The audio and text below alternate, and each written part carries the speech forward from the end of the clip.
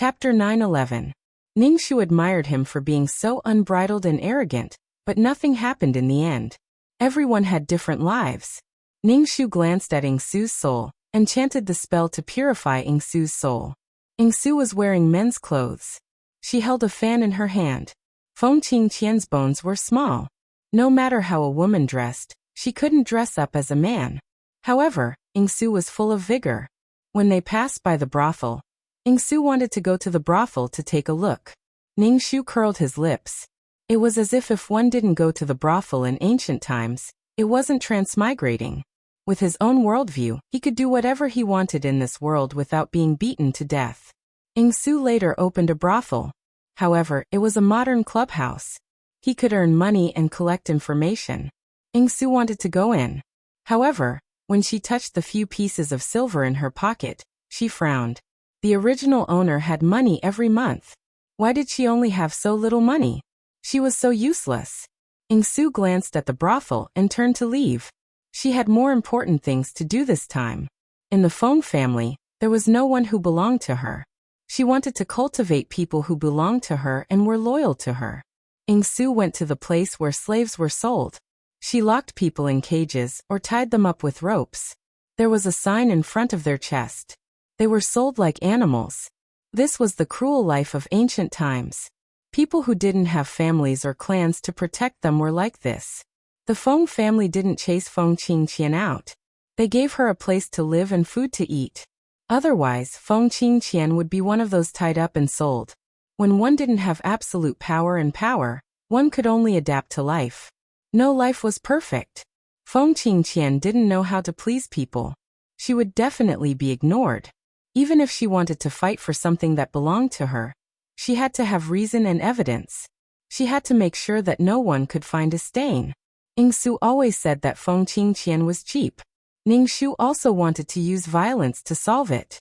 In a world where violence could be used, Ningxu wouldn't be polite. He would use violence to solve it. However, in such a world, it was just tears. Next time, he would change to a simpler world where he could fight and kill. He felt that the quests were getting harder and harder. There were too many things to consider. Ningxu felt that his intelligence wasn't enough.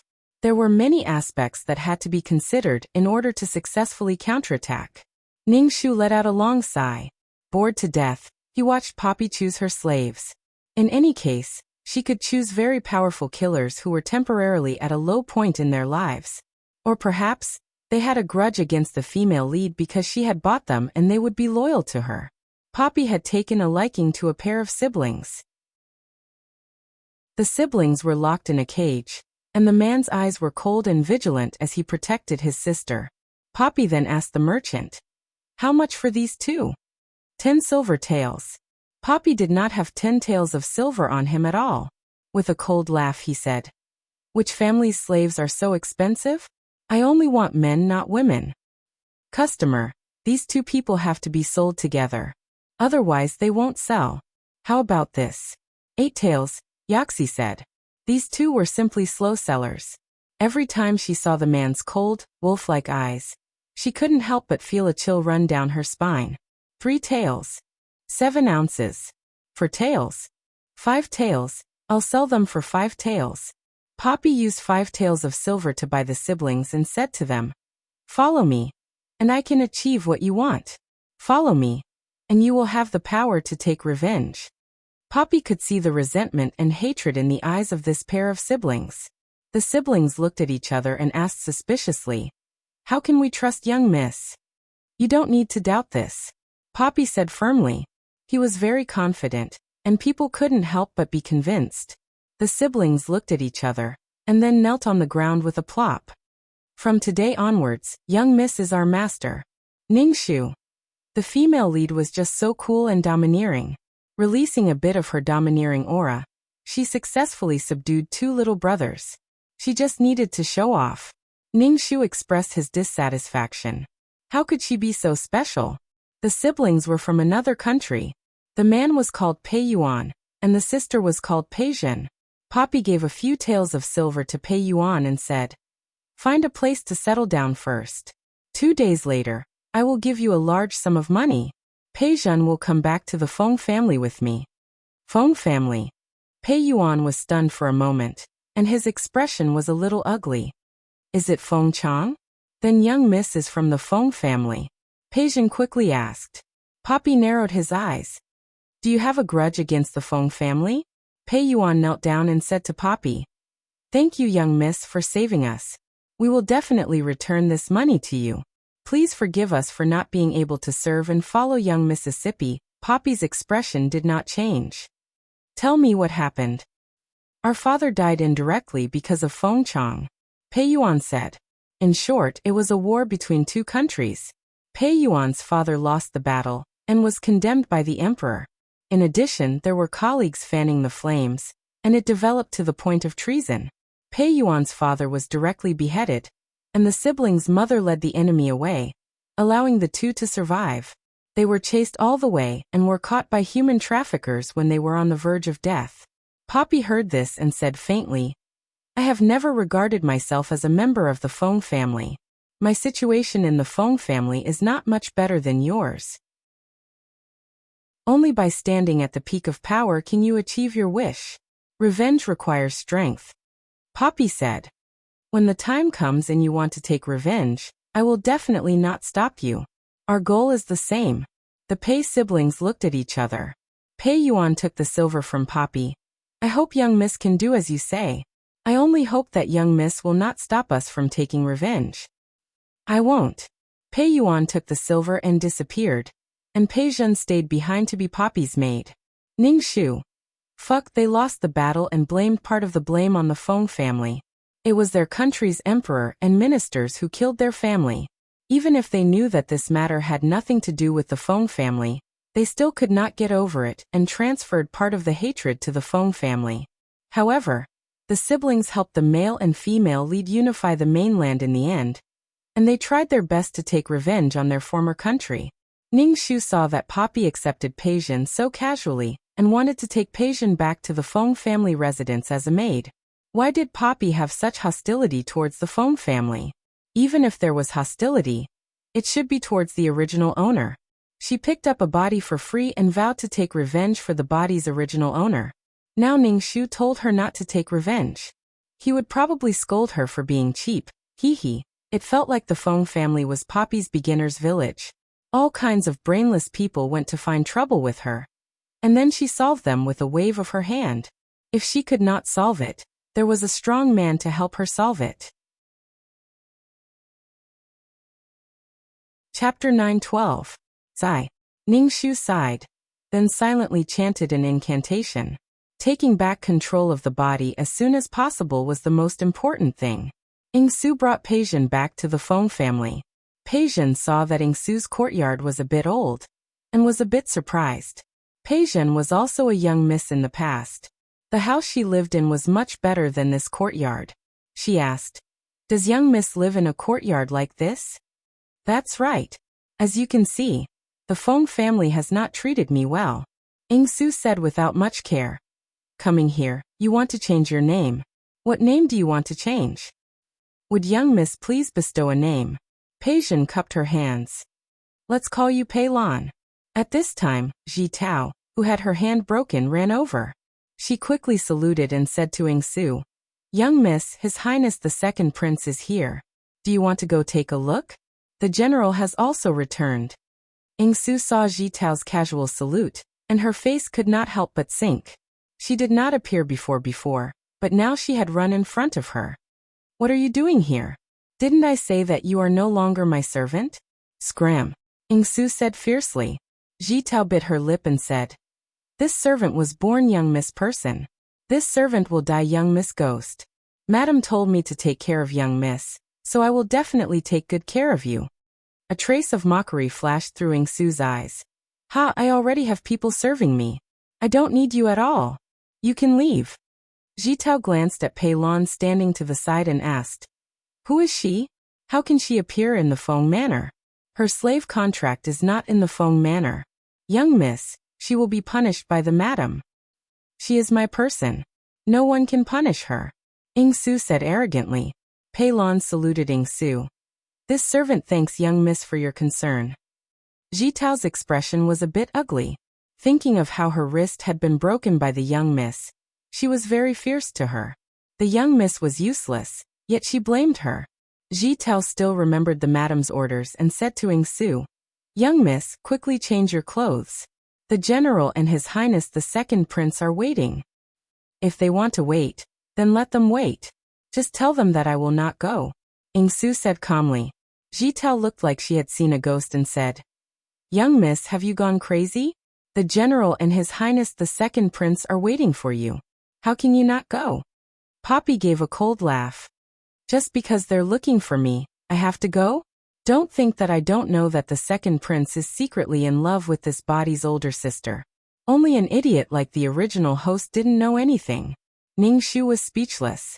"Don't forget that there's still a soul here." Poppy gave a cold laugh and said to Ning Shu in his heart, "So this is your man? So disgusting." Ning Shu pursed his lips.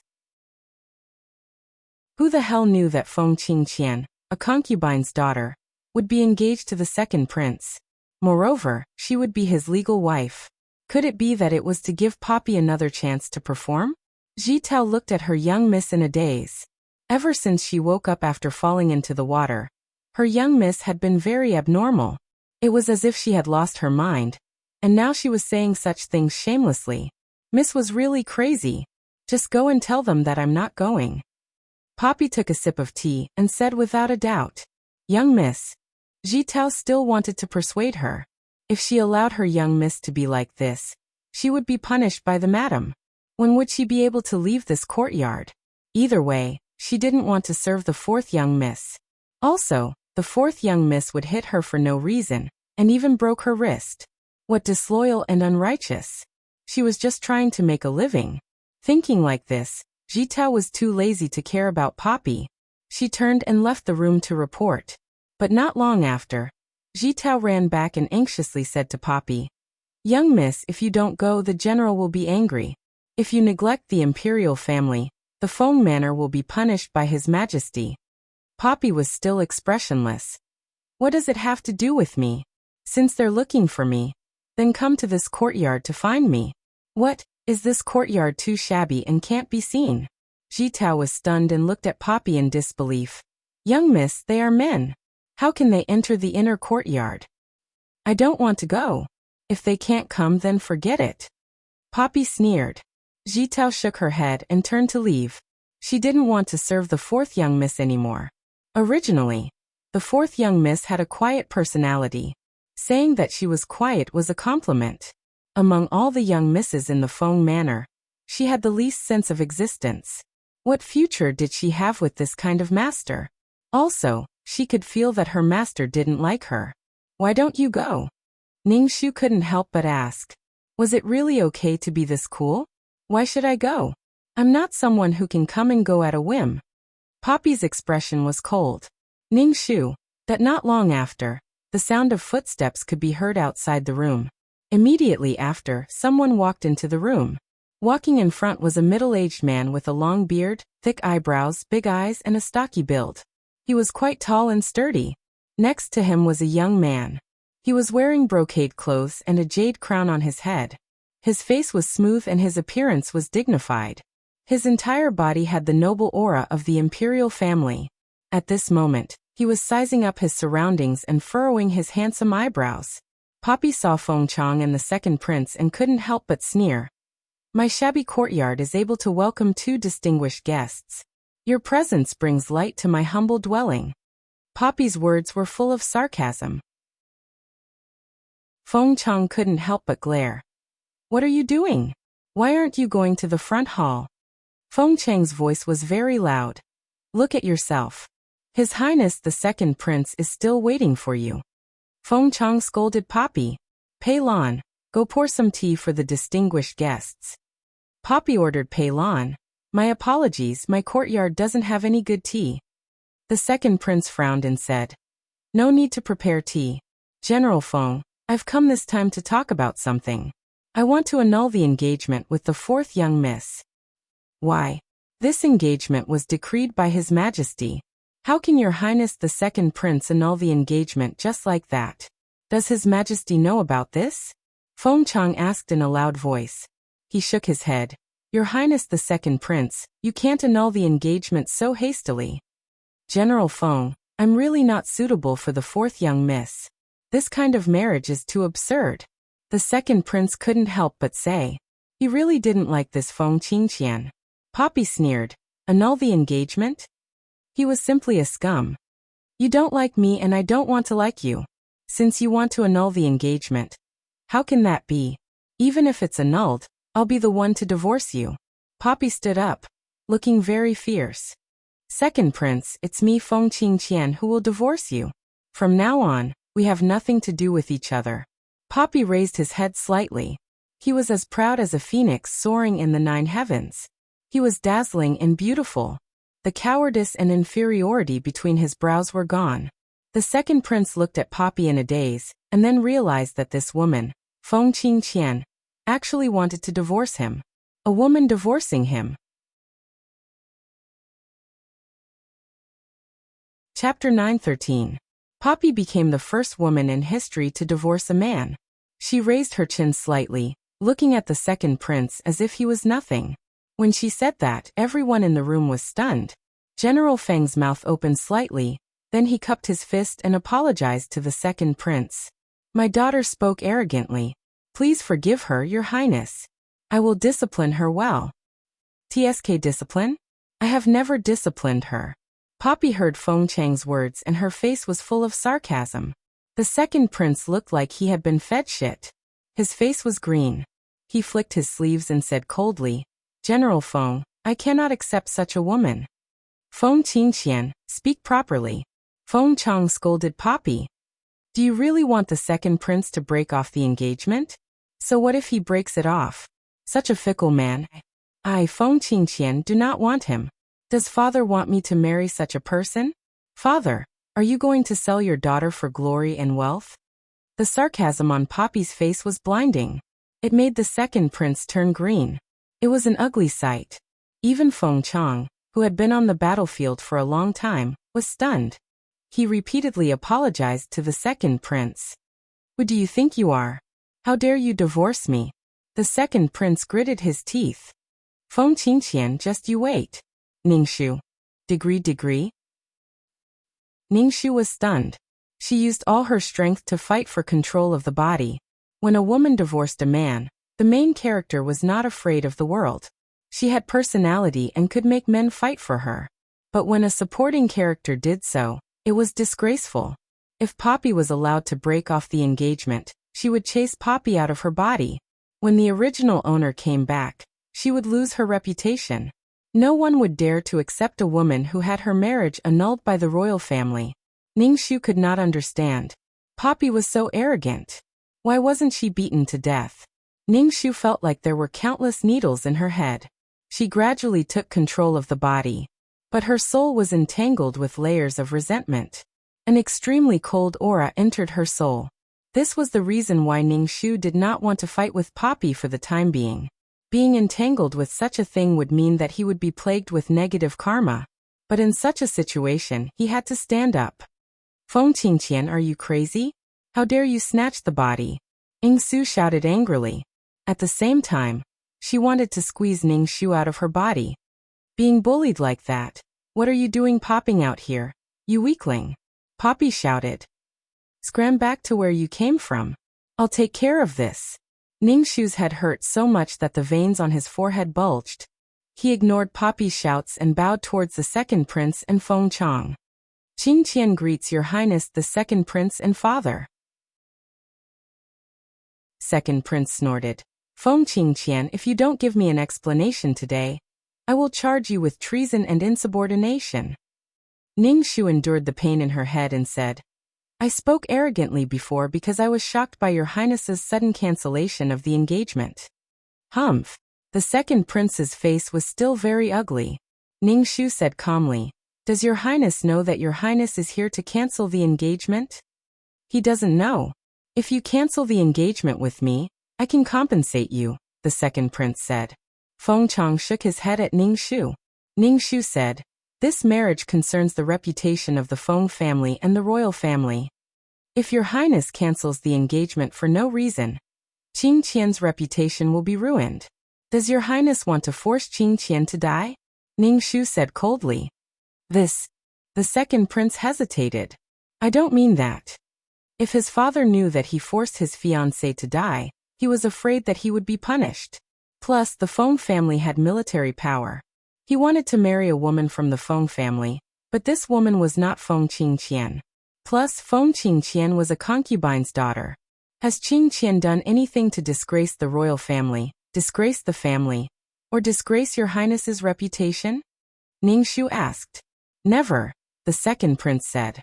He felt that her cowardly appearance was not likable. Then is it that Qingqian's appearance is without salt that your highness cannot bear to look at? Ningxu's voice rose slightly as he stared at the second prince. The second prince looked at Ningxu. He had a delicate face. He was a beauty. A moment later he said, Miss Feng is not without salt. Ningxu's voice was filled with confusion. Then why does your highness want to cancel the engagement? Does your highness know that once Qingqian's engagement is cancelled, Qingqian will not be able to speak of her in-laws for the rest of her life? She will lose her reputation. How will Qingqian live? The second prince's expression was not good. In the end he said, Miss Feng is good, but this prince's heart already belongs to someone else. Ningxu almost couldn't control the disdain on his face. Men were really fucking cheap things. They made all kinds of rules and made women look like they were the heavens, but they also felt that these kinds of women were boring. Oh, these women were all made from the same mold. They were like wooden people. They liked women with personality. If a woman had a bit of personality, they would say that she didn't abide by the virtues of a wife. Fuck, go die. His head hurt. Poppy was roaring again to fight for control of his body. Ningxu felt that his soul was extremely uncomfortable. His entire body was drenched in sweat. Ningxu took a deep breath and said, It is not impossible for your highness to cancel the engagement. However, this matter must be explained clearly to the emperor. Qingqian is not only doing this for her own reputation, but also for the reputation of the entire Feng family. There are also the women of the Feng family. If because of Qingqian, the marriage of the sisters in the family is delayed, Qingqian's death will not be enough to atone for her sins. Father cannot be ridiculed by the world because of this. Ningxu said calmly. Want to cancel the engagement? How could it be so easy? Even if it was cancelled, he would not let you have it easy. In this era, a woman's reputation was very strict. If a family had a woman who disgraced the family's reputation, it would affect the marriage of the entire family's women. Ningxu now wanted to tie up the entire Feng family, and tie up Feng Chang. Want to kick him out and marry the Feng family's daughter of the first wife? Keep dreaming. Feng Chang cupped his fist and bowed to the second prince. Your Highness, please reconsider. This marriage concerns the reputation of the two families. The second prince frowned tightly. He originally thought that he could successfully cancel the engagement. However, the other party was not in the wrong. Canceling the engagement for no reason, he was afraid that his imperial father would not be able to explain it. If it really went to his imperial father, even if the engagement was successfully cancelled, his imperial father might not agree to him marrying the Feng family's daughter of the first wife. The other princes all wanted to rope in the Feng family. All kinds of thoughts flashed through the second prince's mind. In the end, he locked his target on Feng Chang. It would be good if he let the daughter of the first wife marry in his place. If it really didn't work, he would do something to ruin Feng Qingqian's reputation. At that time, it would be natural to cancel the engagement. Ningxu sensed that the second prince's eyes were filled with malice. Even now, he still did not dismiss the idea of canceling the engagement. He did not know what he would do in the future. Chapter 9:14. Facing the second prince's deep gaze, Ningxu decided to make the first move. This era was too harsh on women, but it was very forgiving to men. No matter what happened, they could be easily forgiven. Even going to a brothel could be said to be romantic. Get lost. The second prince didn't achieve his goal, and he was in a bad mood. Damn, he would rather face the woman who just jumped up and said that she wanted to divorce his woman. This way, he could legitimately break off the engagement, and the other party's reputation would be tarnished. He was the weaker party, and the Feng family was the one in the wrong. It wasn't impossible to use Feng Fian to replace Feng Qingqian. Everything was afraid of reason, especially the Feng family. It wasn't something a prince like him could casually bully. The second prince turned to look at Ningxu and deliberately provoked him. Feng Qingqian, this prince already has a woman he likes. I hope to break off the engagement and be together with the woman I truly love. Ningxu bowed expressionlessly. Qingqian will remember. What woman he loved? He just felt that her status as a concubine's daughter wasn't high enough. There was a difference between the status of a concubine and a concubine. He despised her for not having any status or weight in the Feng family. When the time came, he couldn't let the Feng family stand on his side. Wasn't it just coveting the supreme position? The second prince saw that Ningxu didn't have any expression and couldn't help but leave. Second prince, I will send you off. Feng Chang glanced at Ningxu and sent the second prince out of the courtyard. Once the two left, Ningxu couldn't hold on anymore. He sat on the chair, and his entire body was covered in sweat. The moment he relaxed, Ningxu snatched his body back. Ningxu didn't argue with her. He looked at the black aura on his soul. This black aura shuttled back and forth in his soul, making him feel very uncomfortable. These things could evoke negative emotions in his heart. Ningxu's heart was very irritated now. Ningxu chanted the exorcism incantation to get rid of the black aura on his body. Feng Qingqian, you're really... Ningxu was so angry that she swept the tea set on the table onto the floor. You're really so cheap that there's no cure for you.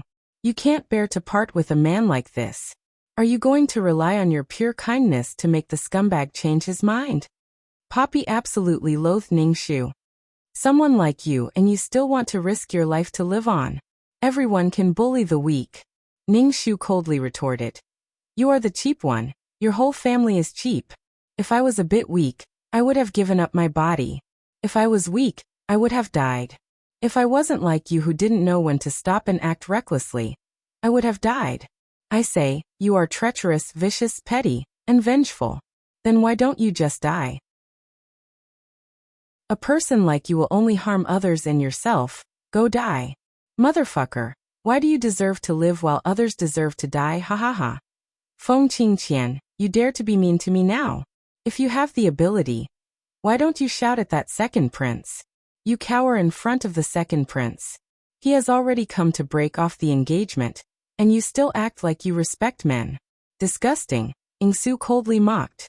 I don't dare to do anything to the second prince. His father can kill the entire Feng clan. Ningxu retorted. As if everything would be fine if you divorced the prince. Without the female-led halo, you would definitely die. In this era where fame was greater than life, that was why there were so many dead women. Kill them to prevent them from harming the other women in the family. What's the difference? We are all humans. My life is up to me and not the heavens. Ningxu faintly said. Yes, we are all humans. Then why do you want me to give up my body and let me die? Double standards shouldn't be too serious. As long as it was beneficial to her, it was right. Feng Qingqian would rather die and rot than letting Su take over her body. You are already dead. Why did you come out? Can't you rest in peace? Ningxu said irritably. Someone suddenly came out and interrupted her rhythm of doing things. Aren't you also a ghost? Why don't you rest in peace? Ningxu asked back. Ningxu didn't bicker with Ningxu anymore. She focused on chanting spells to get rid of the black energy on her body. At the same time, she had to save up her power to fight the second prince for the body. The second prince didn't hold back anything good. In this era, the most effective way to deal with a woman was to ruin the woman's reputation. The man didn't have to do it himself. The family couldn't tolerate a woman with a ruined reputation. Damn bitch. Feng Chang, who went to send the second prince off, came back. He said to Ningxu, Go to the front hall. I have something to tell you. I'm not going. Ningxu crossed her legs and held a teacup to drink tea. Feng Chang. Feng Chang was confused. Why did she change when she came back? Feng Chang said with a cold face. I think you have eaten a bear's heart and leopard's guts. You dared to divorce the second prince. When the emperor blames you, the Feng clan can't handle it. Aha. Su said calmly. What does that have to do with me? Where did all the rules you learned go? Feng Chang frowned. Even if he was a rough person, someone who didn't care much about etiquette, he couldn't stand Su like this. Is this how you talk to your father? Raised but not taught. I can't even eat my fill now. What rules and etiquette are you talking about? Su said sarcastically. As the fourth young miss of the Feng clan, I live in a courtyard like this with no one to serve me. You even want to sell me to the royal family to seek glory and wealth for the Feng clan.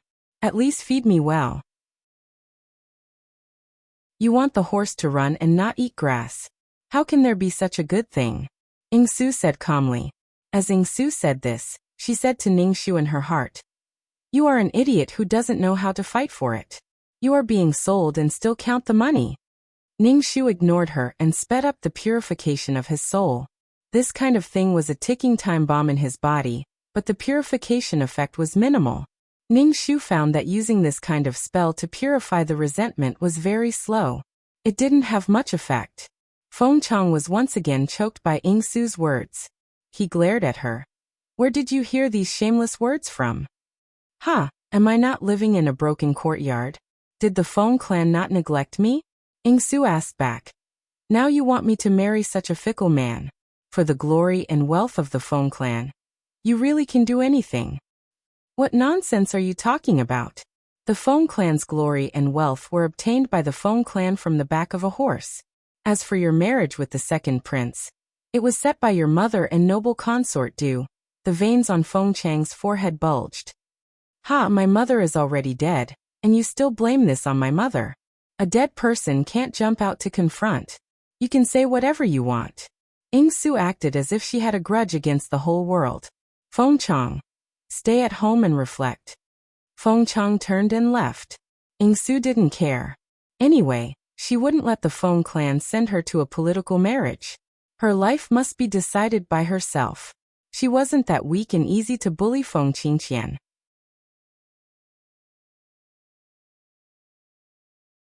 Chapter 9:15. Not long after Feng Chang left, servants and maids moved things over. It was some brand new furniture and a dressing table. There were some jewelry and hairpins on a few trays. The servant next to Lady Feng bowed to Su. This is a gift from Lady Feng to Mississippi. Thank you. Su said without sincerity. Hee, it was probably for Feng Chang to see.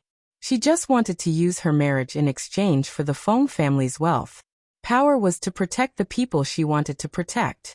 If she had to sacrifice to protect the glory and wealth, she would rather not have it. Power was to protect, not to sacrifice. Now she had to sacrifice just to give something, hee. No matter what the Feng family did, Su was full of sarcasm and malice. The servant's face was very ugly.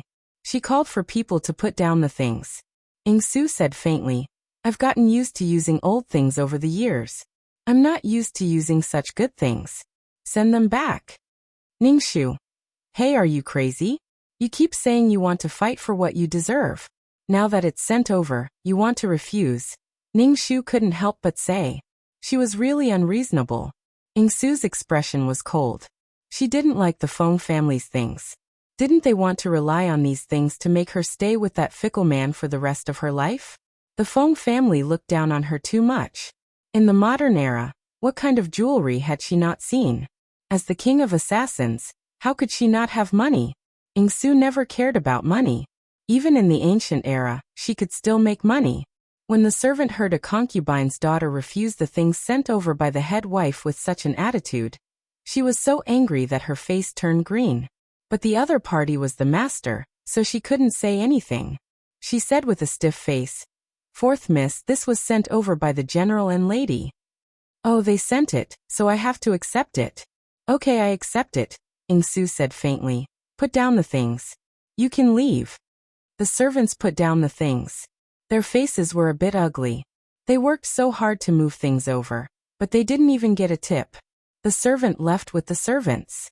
Looking at the servant's appearance, she probably had a lot to say in front of Lady Feng. Ningxu was very speechless. The king of assassins was so cool. He didn't need to care about the ways of the world, and didn't need to consider other things. If you don't accept it, I'll make you accept it. If you still don't accept it, I'll kill you. Peilon, keep these things well. Take them to the shop and sell them. Ingsu grabbed a bunch of jewelry from her makeup box. Miss, this is a gift from Madam. Is it really alright to sell it? Peilon asked. Poppy said. We need money to increase our strength. Since the items have been delivered, we will be in charge of them. Yes. Peilon began to pack up the jewelry. Ningxu said. What right do you have to pawn these things? Fundamentally speaking, these things still belong to the Feng family. Now that they were sent over, it could only mean that she had the right to use these things. These things were all registered. Haha, why can't we use it when they sent it over? Poppy said coldly. Ningxu was speechless. Using the Feng family's money to cultivate forces to deal with the Feng family, Ningxu was really disgusted by Poppy's matter-of-fact attitude. Ningxu looked at Poppy's soul with a heavy gaze. He had to think of a way to eliminate the aggressive resentment on Poppy's soul as soon as possible. Poppy was so unscrupulous. Was she not relying on her ability to occupy the body for a long time? Ningxu wondered if the power of the spell was too low, so it was not effective on the things on Poppy's body. Some things were tightly wrapped around her body and could not dissipate. Ningxu felt like a foolish old man trying to move a mountain. Trying to snatch Poppy's body by force would only result in her soul being tainted. Ningxu did not want her soul to be tainted by these damn things, as tainting it would affect a person's will, and affect their emotions as well. If he could not control his emotions, he would be in a lot of trouble when doing missions. Ahem. 2333's voice suddenly sounded in Ningxu's mind. Ningxu, I have an idea. Do you want to hear it? Speak. Ningxu raised an eyebrow. It was the first time he saw 233 being so proactive. He was probably trying to coax him into doing some mission in the system, so that he could complete his data. Karma can be eliminated with merit, 2333 said. But seeing that this killer has quite a lot of karma on him, it would probably require a lot of merit. Ningxu was suddenly conflicted. Merit was not easy to get at all. Doing good deeds was not easy and there might not be merit. Was he going to use the merit on Poppy? Was he going to eliminate Poppy's karma? Originally, he was being pointed at his nose and scolded as a stupid cunt, and called a weakling. He even had to use the merit that he had painstakingly earned to eliminate Poppy's karma. Damn it, he was not going to do this mission anymore. Ningxu first used some merit to dissipate the black aura on his body. Suddenly, a string of golden light rushed into his soul, and the black aura on his body melted like snow. In a short while, his soul was clean and clear and he felt refreshed. It was good stuff indeed. Ningxu looked at Poppy's soul and felt conflicted. He really did not want to use the merit on Poppy. My soul is protected by merit. She should not be able to attack me. Ningxu asked 2333. Probably not. With great merit, no one dares to mess with you. But I don't know about these vengeful spirits that have no consciousness. 2333 said. The spirit orb is very violent. It should be trying to swallow Poppy's soul. Soul pearl. Ningxu was a little curious. It wants to devour her soul. If I had not suppressed it, it would have rushed out. Otherwise, your soul and Poppy's soul would have been absorbed by the spirit orb. 2333 said. The spirit orb likes to swallow all kinds of souls. Great merit, those with karma and all kinds of vengeful spirits. Wait until I take over the body. Ningxu began to fight for control of the body. Feng Qingqian, you are starting to act up. Poppy held her head, feeling as if it was going to explode. What is it that you are not satisfied with? I can just finish it for you. Why do you have to be so persistent? Miss, what's wrong? Peilon looked at Poppy's pained face and her eyes were red. She gritted her teeth so hard that her gums were bleeding. Ningxu slowly fought for control of the body. With the protection of merit in his soul, the black aura on Poppy's body did not affect him much. Miss. Peilon shouted. Ningxu looked up at Peilon. Peilon was shocked by Ningxu's gaze and asked, Miss, are you all right? I'm fine. Keep these things first. There's no need to sell them. We'll talk about it later. Ningxu used a handkerchief to wipe the cold sweat off his forehead.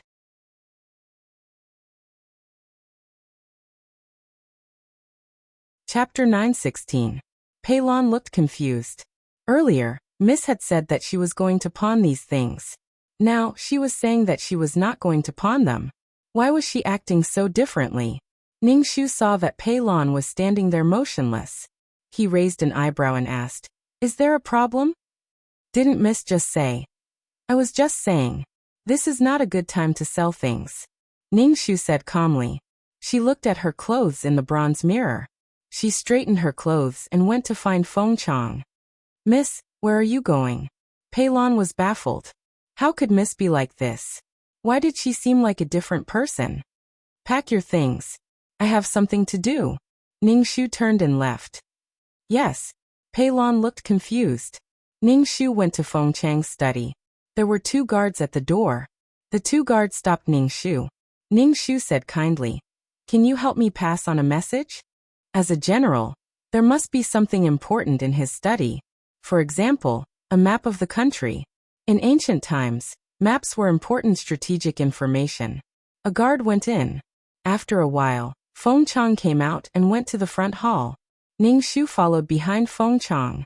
In the front hall, Feng Chang did not look too good. He ignored Ningxu. He picked up the tea on the table and drank it slowly. But he was a rough man after all. He drank a cup of tea in one gulp. Ningxu bowed to Feng Chang. "Daughter greets father." What is it?" Feng Chang said. Ningxu said, "Father, after I fell into the water, my mind is not very clear. Sometimes I say things that I don't understand. Please don't blame me." Feng Chang raised his rough eyebrows and asked, "What is wrong with you? Have you seen a doctor?" "Father, it's nothing. It's just indirect mania," Ningxu said calmly. "Feng Qingqian, do you want to die?" Poppy roared.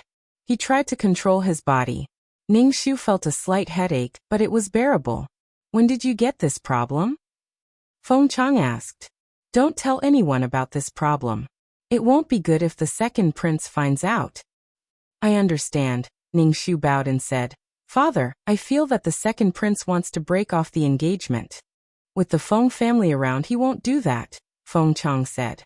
Ningxu said, "The second prince feels that his daughter's status as a concubine's daughter is not worthy of him, so he wants to break off the engagement and marry the Feng family's daughter of the first wife." Feng Chang glanced at Ningxu. "Don't spout nonsense. Indeed, your daughter's status is not good enough for a noble like the second prince," Ningxu said. "It seems that the second prince is determined to break off the engagement. Your daughter also wants to break off the engagement with the second prince. This marriage was arranged by your mother and the second prince's mother. Noble consort do His Majesty also agreed," Feng Chang said. As a concubine, how could the original owner's mother have anything to do with the noble consort in the palace?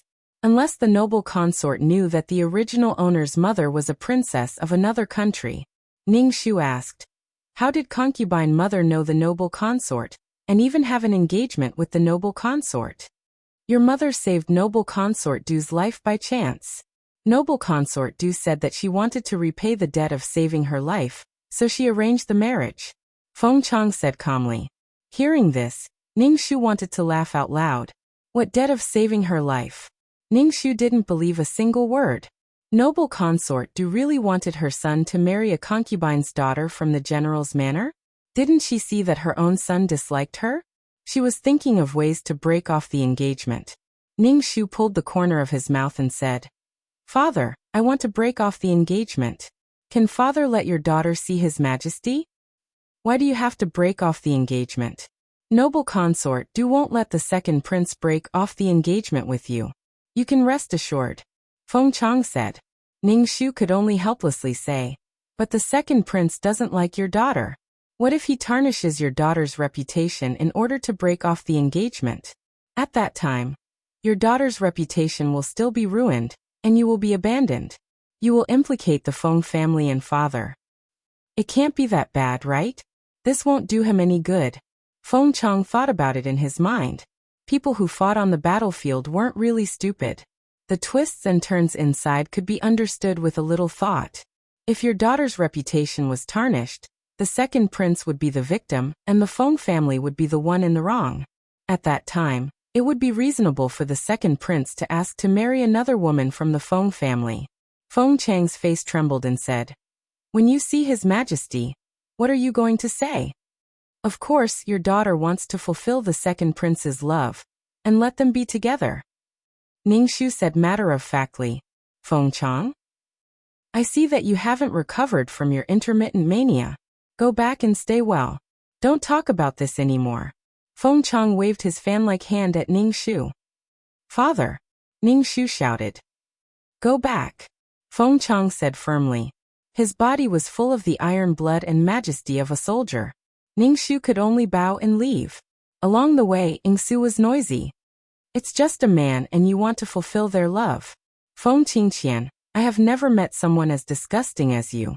Just abandon this kind of man," Ningxu said coldly. Ningxu smiled. "You are also one of the most disgusting people I have ever met." Back in the courtyard, Ningxu said to Pei Lan, "Young miss, the things have been ordered. This is the list." Ningxu nodded and took the list. Ningxu desperately tried to fight for control of the body. Ningxu felt that she was gradually losing control of the body. In the end, she completely lost control. She was the female lead after all, the one who was loved by the heavens. When this body was taken over by Ningxu, she had great luck, and everything went smoothly. But when it was her turn, she immediately became an evil stepmother. Once Ningxu took over the body, she immediately said to Pei Lan, "Sell everything on this list." "Young miss?" Pei Lan was really a little confused. This repeated over and over again. She didn't know what to do. "Young miss, do you really want to sell it?" Pei Lan asked. Ningxu slapped the list on the table. "Why keep it? Sell it all." "Okay." Pei Lan wanted to take the list on the table. One hand pressed on the list. Pei Lan turned to look at the owner of the hand in confusion. "No need to sell it." The other party smiled. Pei Lan. "Young miss, are you selling it or not?" Pei Lan suppressed the irritation in her heart and asked in a low voice. Sell it all." The other party's face was twisted as she said through gritted teeth. "Pei Lan." "Then young miss, I am really going to sell it?" Pei Lan asked again to confirm. Was her master crazy? "No need to sell it. Keep these things first. I will tell you when it's time to sell it." Pei Lan was also a little angry. Her tone was impatient. "Young miss, are you selling it or not? Can you give me a definite answer, so that I can prepare?"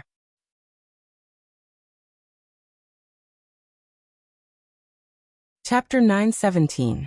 Pei Lan didn't know what to do. She said she would sell, and then she said she wouldn't sell. Ningxu said to Ningxu, "If you dare to sell these things, I will take you down with me." She wanted to use this money to develop? Impossible. "Feng Qingqian, are you crazy? I have money and you have money. Why are you like this?" Ningxu said irritably. "I like to go against you." Ningxu said.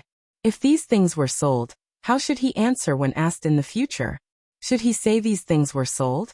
And the assassin group established was not something Feng Qingqian could control. She might betray her. The Pei siblings were hostile to the Feng family. They were making dowry for someone else. "You're crazy." Ningxu waved weakly at Pei Lan. "I won't sell for now." Pei Lan. "Yes, young miss." Pei Lan stood still, waiting for Ningxu to change her mind. "Young miss, you really won't sell?" Pei Lan asked. "I won't sell."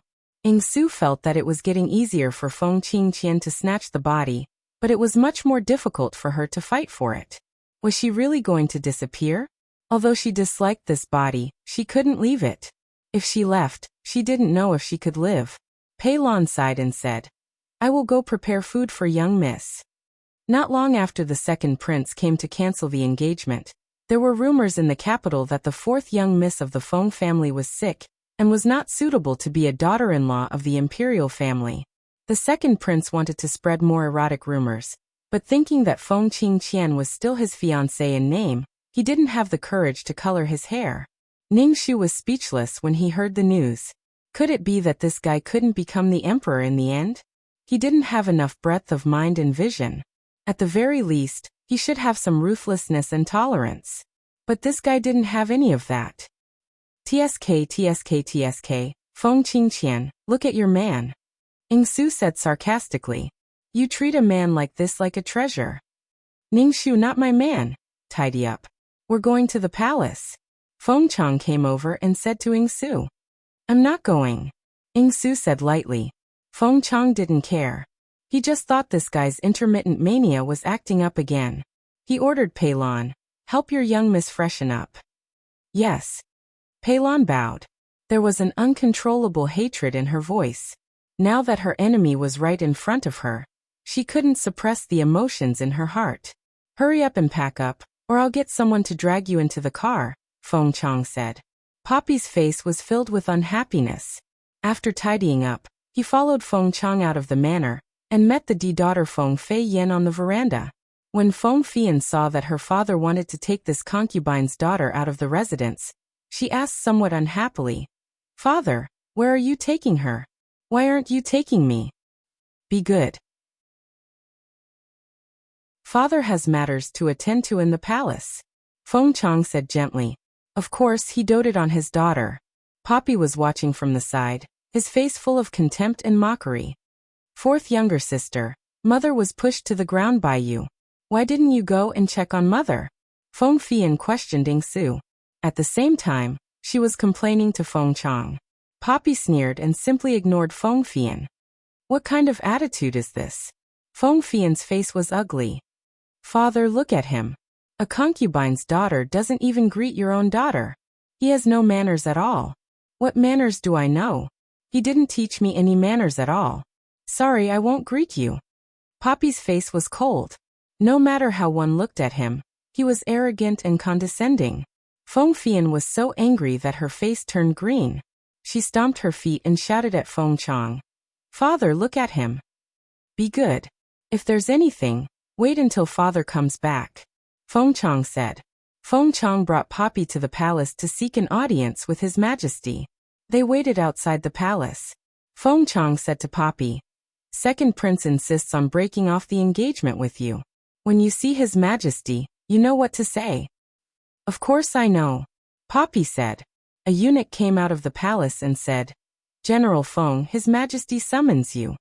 Feng Chang brought Poppy into the palace. Feng Chang knelt on the ground to greet His Majesty, but Poppy stood upright and looked straight at His Majesty. Feng Chang turned his head and saw Poppy like this. He was shocked and quickly said in a low voice, Kneel down to greet His Majesty. Poppy sneered. Plop. Ningxu knelt on the ground and felt pain in her knees. This subject's daughter greets His Majesty.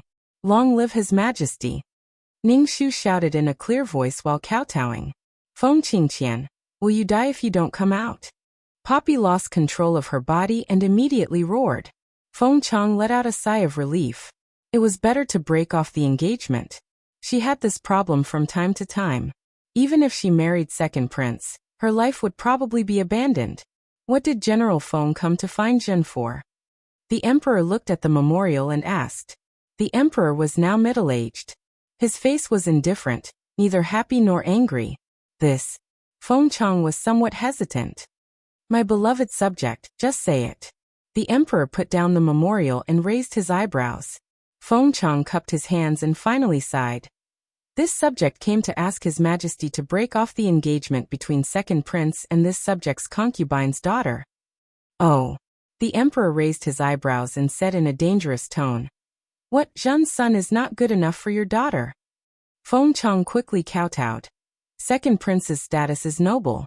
His appearance is heavenly. It is this subject's daughter who is not good enough for Second Prince. My beloved subject Feng. Zhen does not want to hear these words.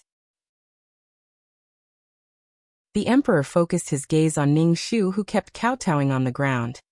Tell me, why do you want to break off the engagement? Ningxu shrank back. Answering His Majesty, this subject's daughter knows that her status is low and does not gain Second Prince's favor. Moreover, Second Prince already has a woman he likes. He hopes this subject's daughter can withdraw. Second Prince has already gone to Feng family to break off the engagement. This subject thought that Qingqian is indeed not good enough for second prince, so I brought it up and asked His Majesty to make a decision. Feng Chang kowtowed and said, "Who is the woman that second prince likes?" The emperor flipped through the memorial without much care. His fingers leisurely plucked a string of round and clear jade. "This subject does not know," Feng Chang said.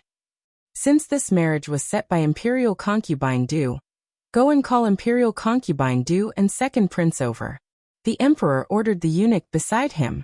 After a while, Imperial Concubine Du arrived first. When she saw Feng Chang and Ning Shu, she glanced at Ning Shu and saluted to the emperor. "Imperial Concubine Du, Feng family now wants to break off the engagement, saying that second prince has a woman he likes," the emperor said. Imperial Concubine Du was wearing a graceful and luxurious palace dress. She was over 30 years old, but still had a beautiful face. When she heard the emperor's words, she froze for a moment. She looked at Ning Shu and immediately said, "This subject's concubine likes Feng family's girl. Second prince does not have any woman he likes." Imperial Concubine Du said to Feng Chang, "General Feng, this marriage was set by this concubine and Qingqian's mother. Now that Qingqian's mother has passed away, we should follow the wishes of the deceased."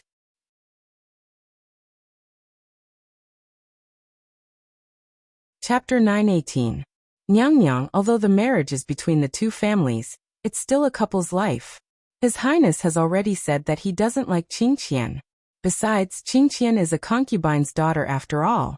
She doesn't know how to follow the rules. I'm afraid that she will bring shame to the imperial family. Feng Chang said helplessly. If it wasn't for the second prince spreading rumors, he wouldn't have come to break off the marriage with the imperial family. With the childish tricks that the second prince played at the age of 16 or 17, people of Feng Chang's age could tell what he was thinking at a glance. Rules can be taught slowly. If you don't understand now, wait until you get married and understand each other. Then you will naturally be able to help each other. Noble consort Du said, "I will definitely love Qingqian as my own daughter." Imperial concubine likes her so much? The emperor raised his eyebrows. His expression was indifferent. No one could tell what he was thinking. Imperial Concubine Du laughed. Qingqian and Qingqian's mother are close friends. Now this child has lost her mother at such a young age. Qingqian must love her more. The emperor curled his lips and didn't speak. "Emperor, the second prince is waiting outside the hall." A eunuch came in and bowed to the emperor.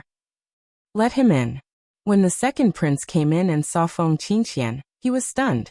Obviously, he didn't expect that a concubine's daughter from the general's manor would be here. Qingqian greets imperial father. The daughter of the Feng family said that you have a girl you like.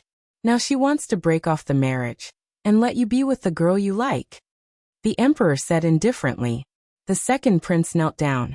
"Imperial father, Qingqian already has a girl I like." "It's Emperor Su'er doesn't have a girl he likes."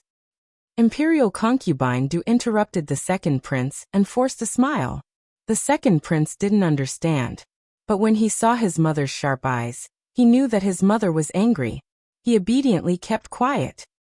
"Emperor, Qingqian has something to say. I want to speak with Emperor alone," Feng Chang said. Imperial Concubine Du turned to look at Feng Chang. Her expression was very bad.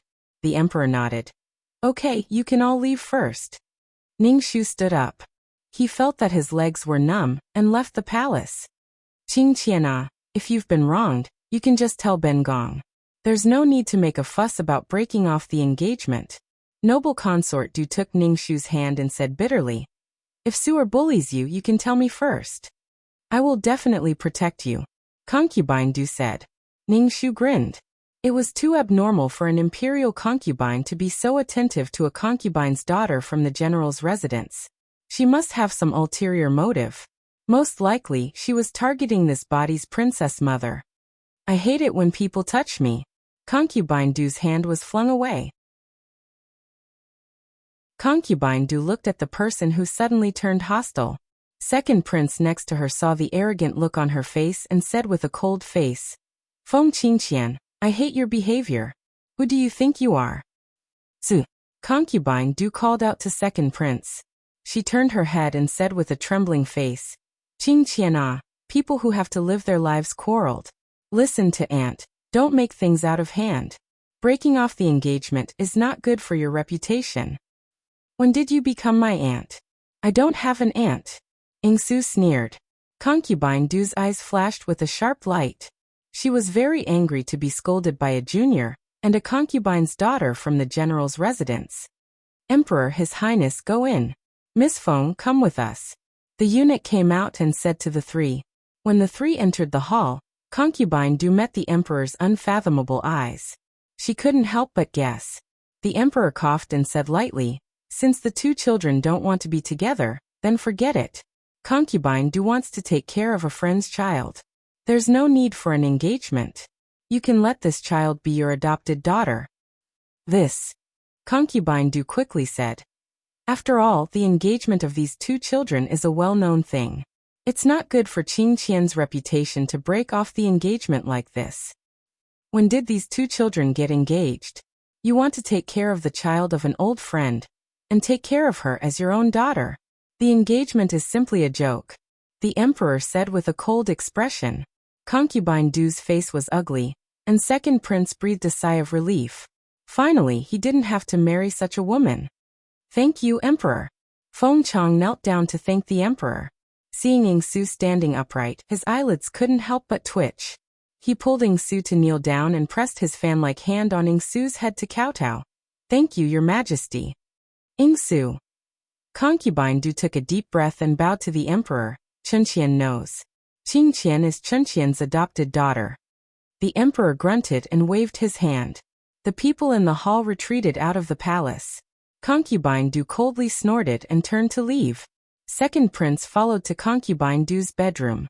Once in the bedroom, Concubine Du first took a sip of tea. The tea was cold. She was so angry that she directly smashed the teacup.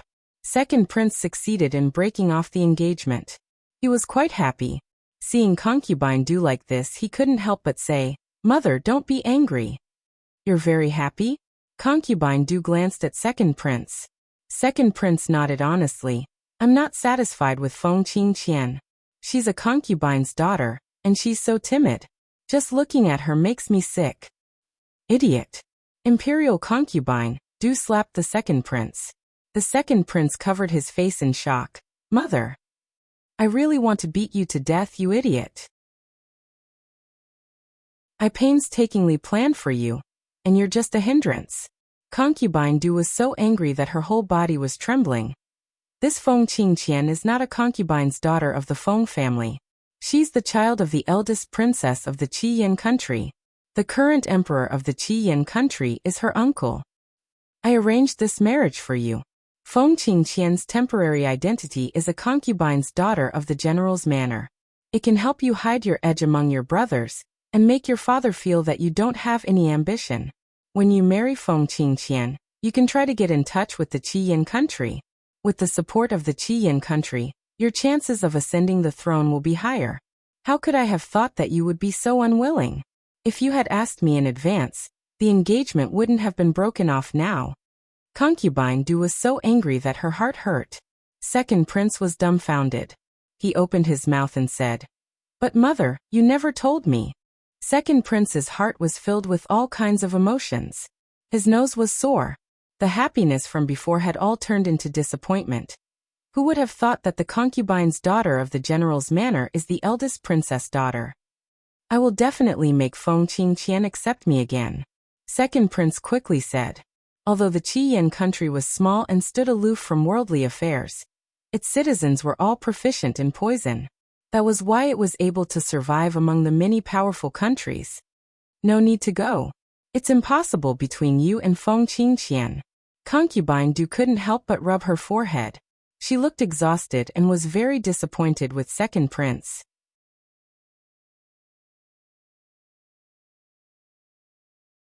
Chapter 919. The Second Prince opened his mouth. He went from heaven to hell. He thought he could marry the Feng family's daughter of the first wife after breaking off the engagement. He didn't expect to lose the watermelon and pick up sesame seeds. Mother, I will make Feng Qingqian accept me again. She has been engaged to me for so many years. No one will want her. The second prince clenched his fist. Imperial concubine Du shook her head. Since she wants to break off the engagement with you and risked her reputation, it means she doesn't want to marry you. Your father won't agree. I'm afraid that old man Feng Chang told your father about Feng Qingqian's background. In order to cut off our thoughts, he directly gave Feng Qingqian to me as a foster daughter. You and Feng Qingqian will never be together again. Imperial concubine Du wanted to slap the idiot again.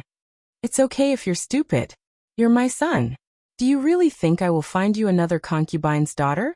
Imperial concubine Du said coldly. The second prince was more disappointed than imperial concubine. Du Feng Qingqian's weakness of being timid and not having her own opinions had now become a strength. When they got married, he would have the final say. The second prince sat on the chair in a daze. He was extremely regretful. Finally he complained, "Why didn't that Feng Qingqian tell me she is the princess daughter? Did she deliberately not say it? I'm afraid she doesn't even know her own background." Imperial concubine Du sighed. More than 10 years of planning was ruined by you. Any random person from the Qiyan country is a poison master.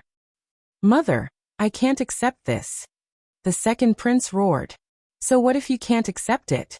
Before you do anything, think about your father.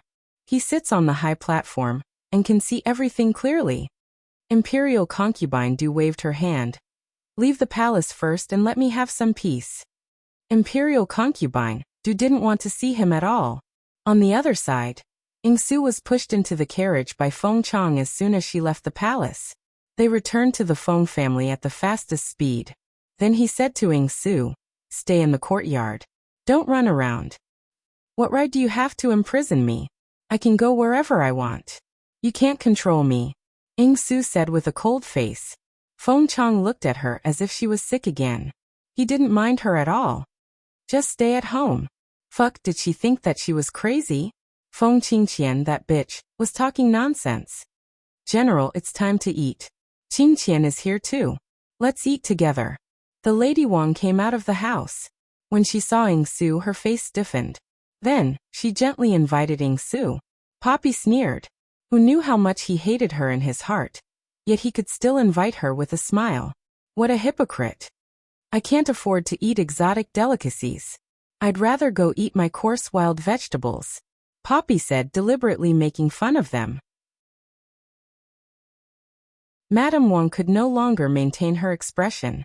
She couldn't help but look at Feng Chang and say, "Then I'll have the servants send the food to your room. Don't be like this. You can just ignore me like before. Don't pretend to be virtuous. I feel tired for you." Poppy waved his hand and brushed past the Lady Phoenix. There was no need to mention how ugly the expression on the Lady Phoenix's face was. Feng Chang said to the Lady Phoenix, "Madam, don't pay attention to her. Just pretend that you didn't hear anything she said. It's fine as long as General doesn't blame me. Qingqian is a sensitive person who doesn't like to talk. She doesn't say anything usually. I have to manage the Feng family. Sometimes, I can't help but neglect her." The Lady Phoenix explained to Feng Chang. Qingqian became abnormal after she fell into the water. Do you want to find a Taoist priest to exorcise her? Look at her. She's a completely different person from the Qingqian of the past. She doesn't know when to stop. The Lady Phoenix wouldn't forget that she was pushed to the ground in front of the servants. How could she manage the back residence with dignity? It's fine. I believe you. Feng Chang entered the room first. Ning Shu couldn't help but ask, "You don't even do basic favors? Was it good to be so cool?" "Hee hee, a weasel paying a visit to a chicken with bad intentions," Yingsu said coldly. "I'm afraid I'll have indigestion if I eat with such a hypocritical woman." "How is she hypocritical?" Ning Shu asked. "Did she have to curse at her to not be hypocritical? Didn't she care about her image?" "Feng Qingqian, your official mother is torturing you so much and you're still speaking up for her. Torturing a concubine's daughter. Hypocritical and vicious." Yingsu was full of mockery. "You're really an ancient person. Pedantic and pathetic." Ning Shu. "You mean that the Lady Phoenix isn't magnanimous enough?" Ning Shu asked. "She can't even tolerate a concubine's daughter. What magnanimous is that? Such a woman is even praised for being good at managing the household." Su said coldly. Ningxu magnanimous? She was not magnanimous. From the Lady Phoenix's point of view, her husband returned in triumph with a pregnant woman who gave birth to a concubine's daughter. Others weren't magnanimous. Su was cruel and merciless towards her love rivals. She was ruthless and merciless. She killed these shameless bitches who tried to get close to her man. She wanted to be with him for the rest of her life. Why wasn't she magnanimous now? The double standard shouldn't be too serious. As long as it was beneficial to her, it was right. You're so magnanimous. Does that mean you can allow your husband to have other women? Ningxu asked. How is that possible? My husband can only be loyal to me. If he can't even do that, he doesn't deserve to be my husband. Feng Qingqian sneered. I only want a man whose body and mind belongs to me. Ningxu was too lazy to talk to her. It didn't make sense. Su was an extremely selfish person. Whatever she did was right. Ningxu started to control his body. Ningxu realized that every time he controlled his body, he would enter a period of fatigue. This body was in a state where it would change owners. In Feng Cheng's words, his intermittent mania had become more serious. Feng Qingqian, you're starting again. Can't you stop? Su shouted. Ningxu clenched his fists and moved his neck. He said calmly, I have to come out for some fresh air. Miss, the main yard has sent food.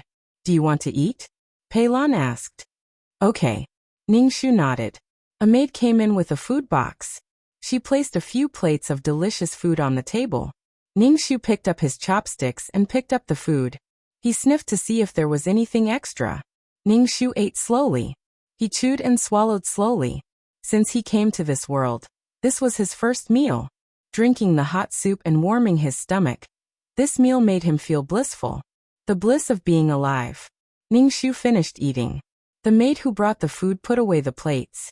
Ningxu wiped his mouth and said, Thank Mother for me. The maid was stunned. She bowed and said, I will remember. After eating her fill, Ningxu stretched lazily and began to take a stroll in the courtyard, turning a deaf ear to Poppy's roar.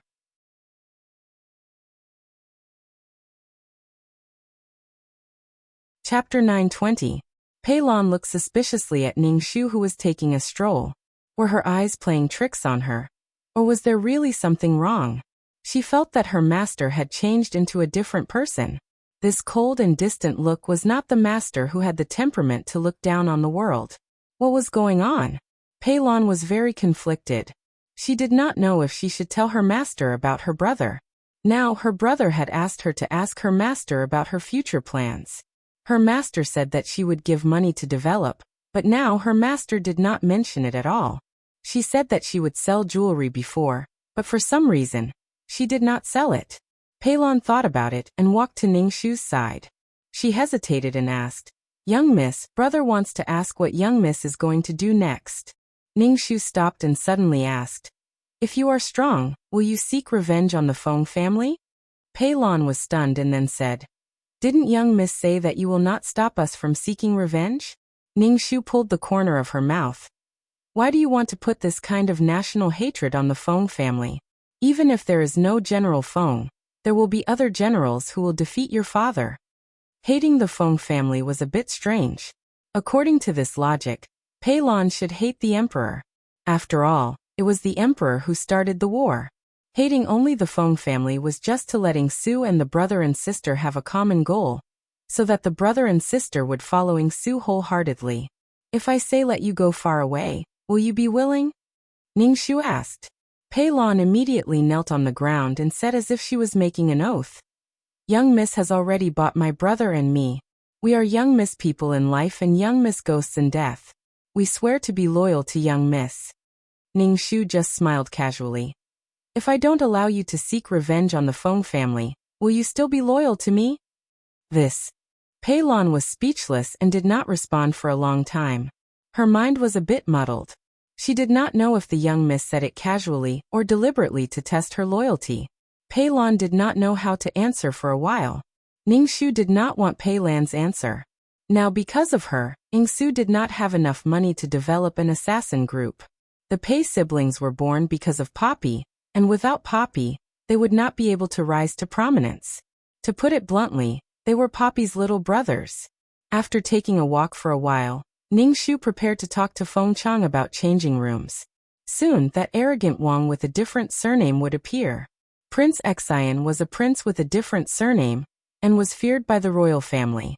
Moreover, he was of the same seniority as the current emperor. Even someone like the second prince would have to address Prince Xian as Imperial Uncle Xian. Prince Xian had his own army and the current emperor really wanted to kill him, but he was just so awesome that he couldn't be killed no matter what. To be honest, Prince Xian's character was similar to Poppy's. It could only be said that they were from the same family. Not long later, Prince Xian would be entering the capital to celebrate the Empress Dowager's birthday. The emperor took advantage of the fact that Prince Xian was away from his vassal state to look for assassins to assassinate him. Prince Xian was injured and ended up in Poppy's courtyard. Poppy had saved Prince Xian while he was at it, and from then on, Prince Xian kept a close eye on him. When he had nothing to do, he would visit Prince Xian's room at night to act like a hooligan and take advantage of Prince Xian's words.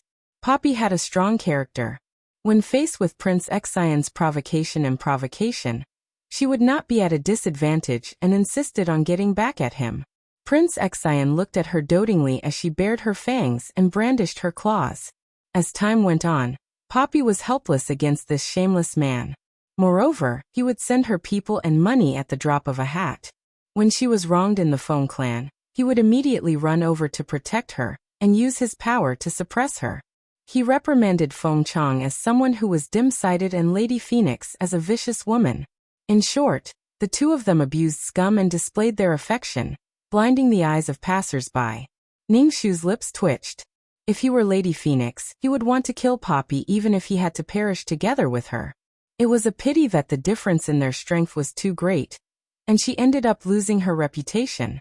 To be honest, those who could become the matriarch of a clan and the mistress of a clan all knew their limits. Why would they bother with a concubine's daughter for no reason?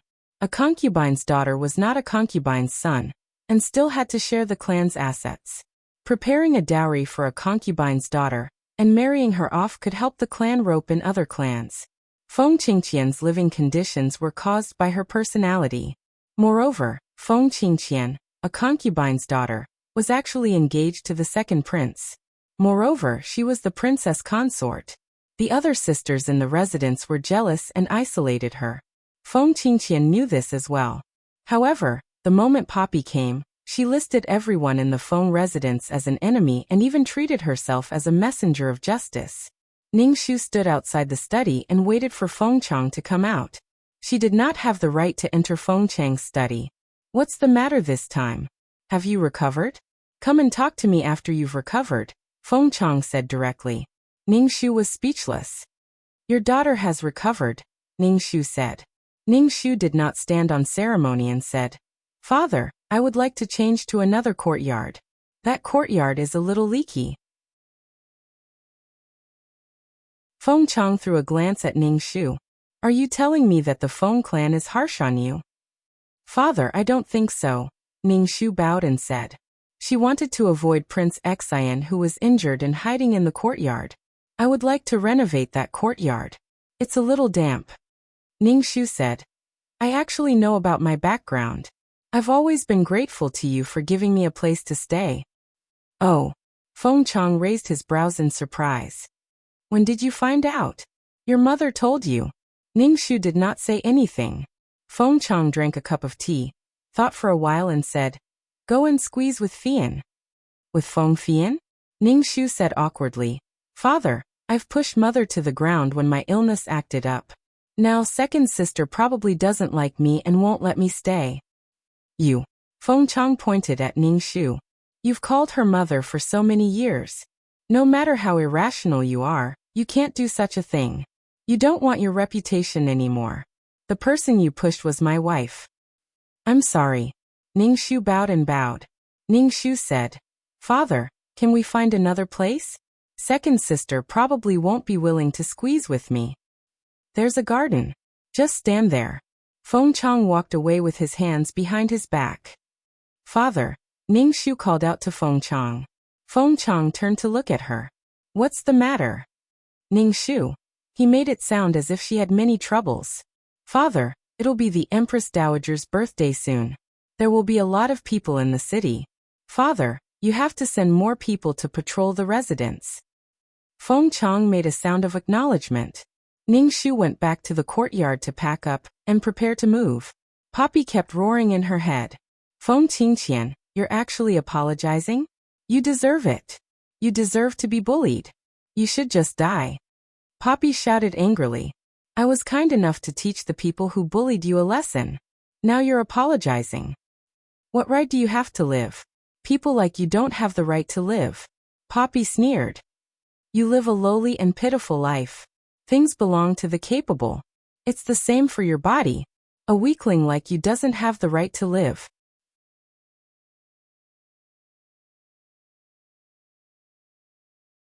Chapter 9:21. Only the strong could live? This was a strong reason to snatch things. Only the strong could live. I agree with this. Ning Shu tilted his head. Feng Qingqian had offered her soul for a counterattack, so the person who had to get out of this body now was her. Do you like to scold people like this? Ning Shu said calmly. As if you're strong because you dare to say anything. Poppy snorted. Daring to speak is also a kind of ability. Someone like you who can't even be beaten with a stick deserves to be bullied. Ning Shu only chuckled. Let me tell you, dogs that don't bark bite the hardest.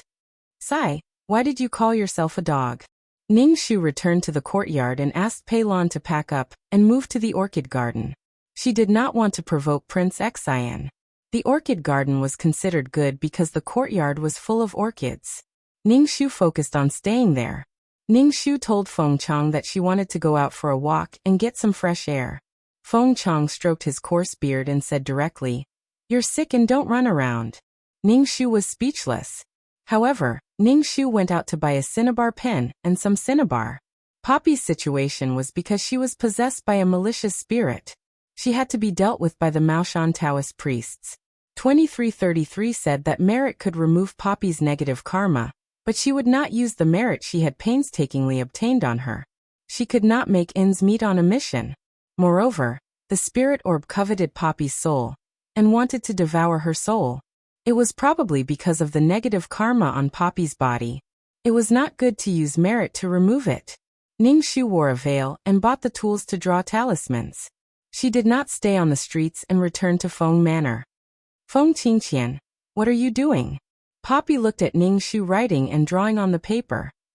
Don't tell me you're going to exorcise a ghost. Correct, it's exorcism.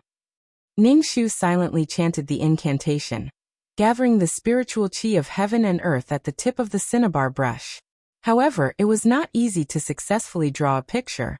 Every time he drew halfway through, his body would become extremely tired. Feng Qingqian, you can't be thinking that you can chase me out of my body with these Taoist lies, right? Dream on. Poppy tried hard to seize control of the body. However, she found that it was extremely difficult. Moreover, the golden light in the other party's soul made her soul feel very uncomfortable. She did not know what the golden light was. Feng Qingqian, do you have to do this? Feng Qingqian panicked when she couldn't get her body back.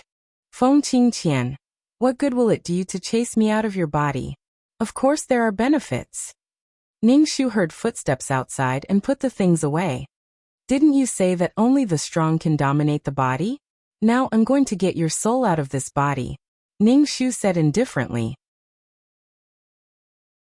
Poppy was stunned and immediately said, You are not Feng Qingqian. Feng Qingqian would not do something like this. You and I are both outsiders. What right do you have to chase me out of this body? You have no right. Only the strong can dominate the body. Ning Shu smiled. Pei Lan walked in and saw the young miss looking at her. Her lips curled up. She did not know why, but Pei Lan shivered. It was summer, but she suddenly shivered. Young miss, Xiao Chui is here to deliver something. Pei Lan bowed to Ning Shu. Xiao Chui was a servant who did chores. When she walked in, her eyes rolled. Ning Shu bowed. Greetings to the fourth young miss. This is what the second prince asked me to deliver to you. Ning Shu looked at the item in Xiao Chui's hand. It was an exquisite pouch. It was very colorful and every stitch was drawn with a peony flower. Xiao Chui held the pouch as if she was holding a flower. Ningxu's nose twitched. He smelled a light and elegant scent from the pouch. Ningxu and Peilon nodded. Peilon accepted the item. Xiao Chui looked at Ningxu eagerly. Ningxu tipped Xiao Chui and Xiao Chui left happily. Ningxu opened the pouch. There was a jade pendant inside. It was half a jade pendant. It was obvious that the jade pendants were a pair. The other half should be in the second prince's hands. There was also a piece of paper in the pouch. It was a letter written by the second prince. Ningxu glanced at it. It was nothing more than an apology. Sorry about the cancellation of the marriage. Then, he said some sweet words that seemed to be true but were not. Ningxu could not help but want to roll his eyes. The second prince really thought that he was in high demand. He probably knew that this body had a princess mother and an emperor uncle, and wanted to redeem himself. You want to redeem yourself? Also, he had a servant secretly send it over. He probably did not have good intentions. He probably wanted to have a private conversation with her. Ningxu put the jade pendant and the letter in the pouch. Then he tied the pouch and gave it to Feng Chang. After Feng Chang finished reading the letter, he raised his rough eyebrows and said, "You don't have to worry about this matter. I will take care of it." "Thank you, father." Ningxu bowed and smiled slightly. If the second prince knew that this letter was in Feng Chang's hands, who knew what expression he would have? The second prince treated everyone else as fools. He insisted on canceling the marriage. Now that he had cancelled the marriage, he knew that his fiancée had a noble status. Then he wanted to redeem himself. He directly told others that he wanted to use them. Damn, you are the only smart person. Everyone else is retarded. After that, Feng Chang punished Xiao Chui, who had delivered the letter, and sold her. With such a servant girl, if other people wanted to communicate with the young ladies in the manor, they would be given some benefits. How would the young ladies of the Feng family live? Ningxu did not receive anything else from the second prince. Ningxu stayed in the orchid garden peacefully. When he had nothing to do, he would draw talismans. Poppy wanted to fight for control of the body at every moment, but she did not succeed once. Feng Qingqian, what right do you have to keep occupying this body? Poppy could not help but roar at Ningxu. Only the strong can occupy it. Ningxu said lightly. You are not Feng Qingqian at all. You do not have the right to occupy this body as the owner, Poppy said. Why was the other party getting stronger and stronger? There was a strange force that wanted to eject her soul from this body. Only the strong can occupy it. You. Poppy was so angry that her soul was about to explode. In the end, her voice softened. There is no meaning in us hurting each other. No, it is very meaningful, Ningxu said with a smile. Poppy did not say anything else. She gathered her strength and started to fight for control of the body. Ningxu took the talisman and chanted a spell. He put the talisman on his forehead. Ah! Poppy suddenly screamed. Her voice was filled with pain. Stop, Feng Qingqian. I asked you to stop. Ningxu's body exploded with thick black gas. In the end, the talisman on Ningxu's forehead was corroded and turned into black ash. Ningxu could not help but shake his head. The talisman was indeed too weak. It could not take down Poppy in one go. Feng Qingqian. Poppy's voice was very weak. Why do you have to kill me? I can leave this body. You help me find a body. From then on, we will not have anything to do with each other.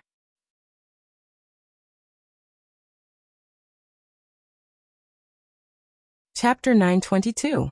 Poppy saw that Ningxu knew some Xian techniques, and with the attack just now, Poppy felt a little weak. She felt that there was no chance of winning, so she took a step back. And the power of the talisman just now felt like it was going to tear her soul apart. It was a pain that went deep into her soul. Feng Qingqian, I think we can talk, Poppy said. Now Poppy put Ningxu on the same level and wanted to talk. Before this, she was always high and mighty. What's there to talk about? There is only one body and one soul. Either you get lost or I stay, Ningxu said as he wiped his sweat. After the torment just now, his body was very weak. Ningxu thought about it and sat cross-legged on the bed to cultivate. After all, Poppy already knew that she was not Feng Qingqian. Hey Feng Qingqian. Poppy saw that Feng Qingqian was ignoring her, so she tried to fight for the body. But she was hurt by the golden light in her soul. Poppy was very annoyed. What the hell was this? Damn, this golden light could automatically attack and defend. Could it be that this girl was also a transmigrator and wanted to fight for the body with her? Shameless and shameless. She even pretended to be Feng Qingqian. Ningxu cultivated a little bit of qi gene in his energy center and stopped cultivating. He clenched his fist and felt that his body was stronger. He took out the talisman and continued to draw. Feng Qingqian, let's talk. Poppy saw that Ningxu was playing with this thing again and couldn't help but say, why do we have to be so hostile? We can work together. You can take Feng Qingqian's body and help me find a body. How about that?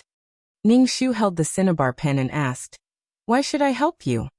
Poppy might be easy to talk to now, but if he really helped her find a body, the first thing she would do would be to kill him. Poppy believed in paying back 1,000 times. Do you think I am so easy to talk to? Ningxu smiled and said, didn't you say that I am easy to bully? Now I will listen to you and learn. I will not be a good person. Poppy. Ningxu no longer paid any attention to Poppy.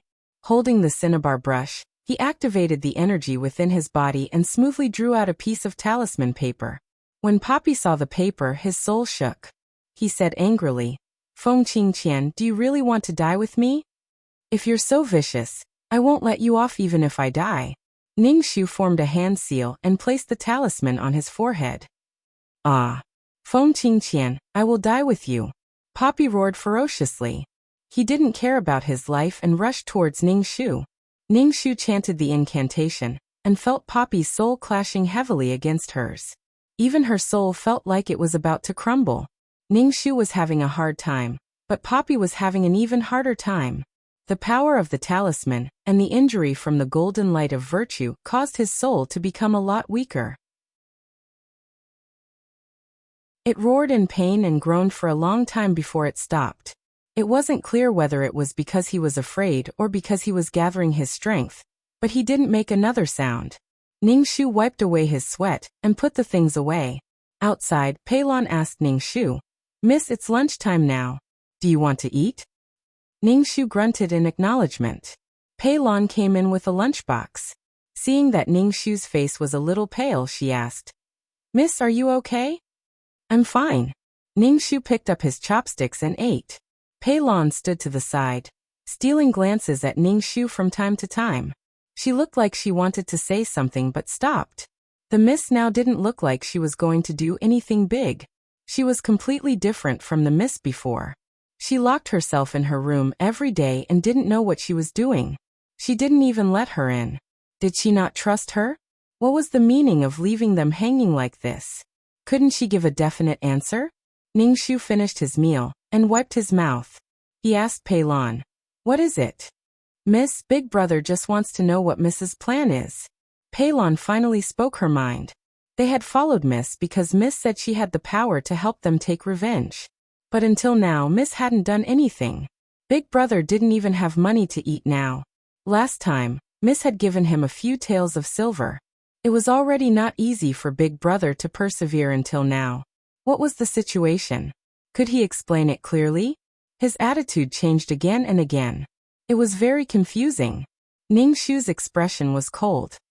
I haven't thought about it yet. I'll tell you when I've thought about it. She had set up an assassin group and a brothel. As a woman, Poppy was such a scourge to women. Not to mention giving a homeless woman a place to stay. Under Poppy's domineering aura and the protagonist's aura, these daughters could give up their modesty and dignity. They would prostitute themselves in the brothel and under the bodies of men, all for the sake of their master's great cause. Oh my, this was too touching.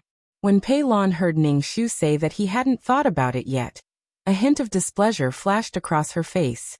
Peilon knelt on the ground. Ningxu said, Miss, Big Brother and I aren't afraid of hardship or tiredness.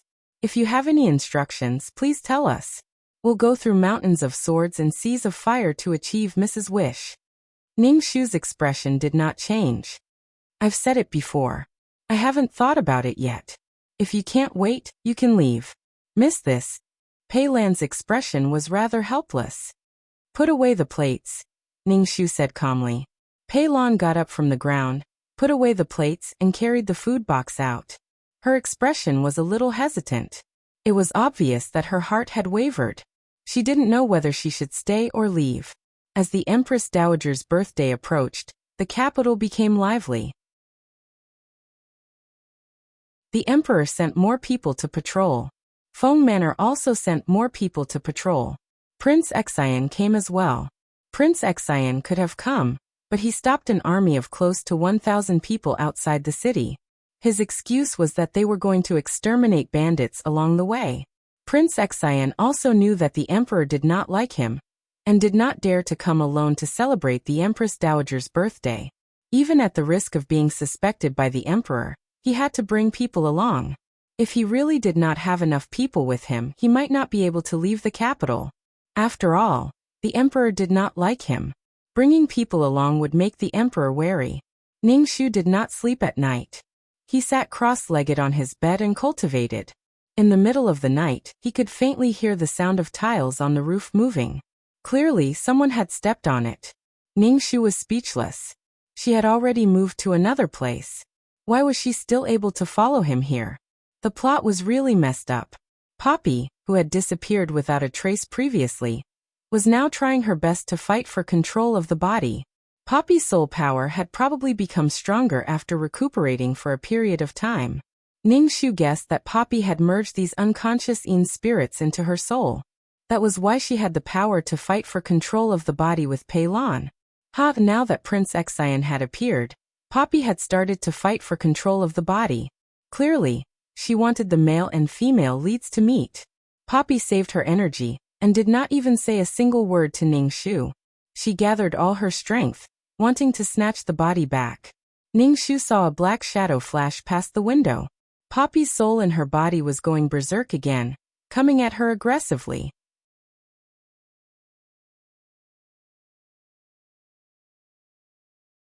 Chapter 923.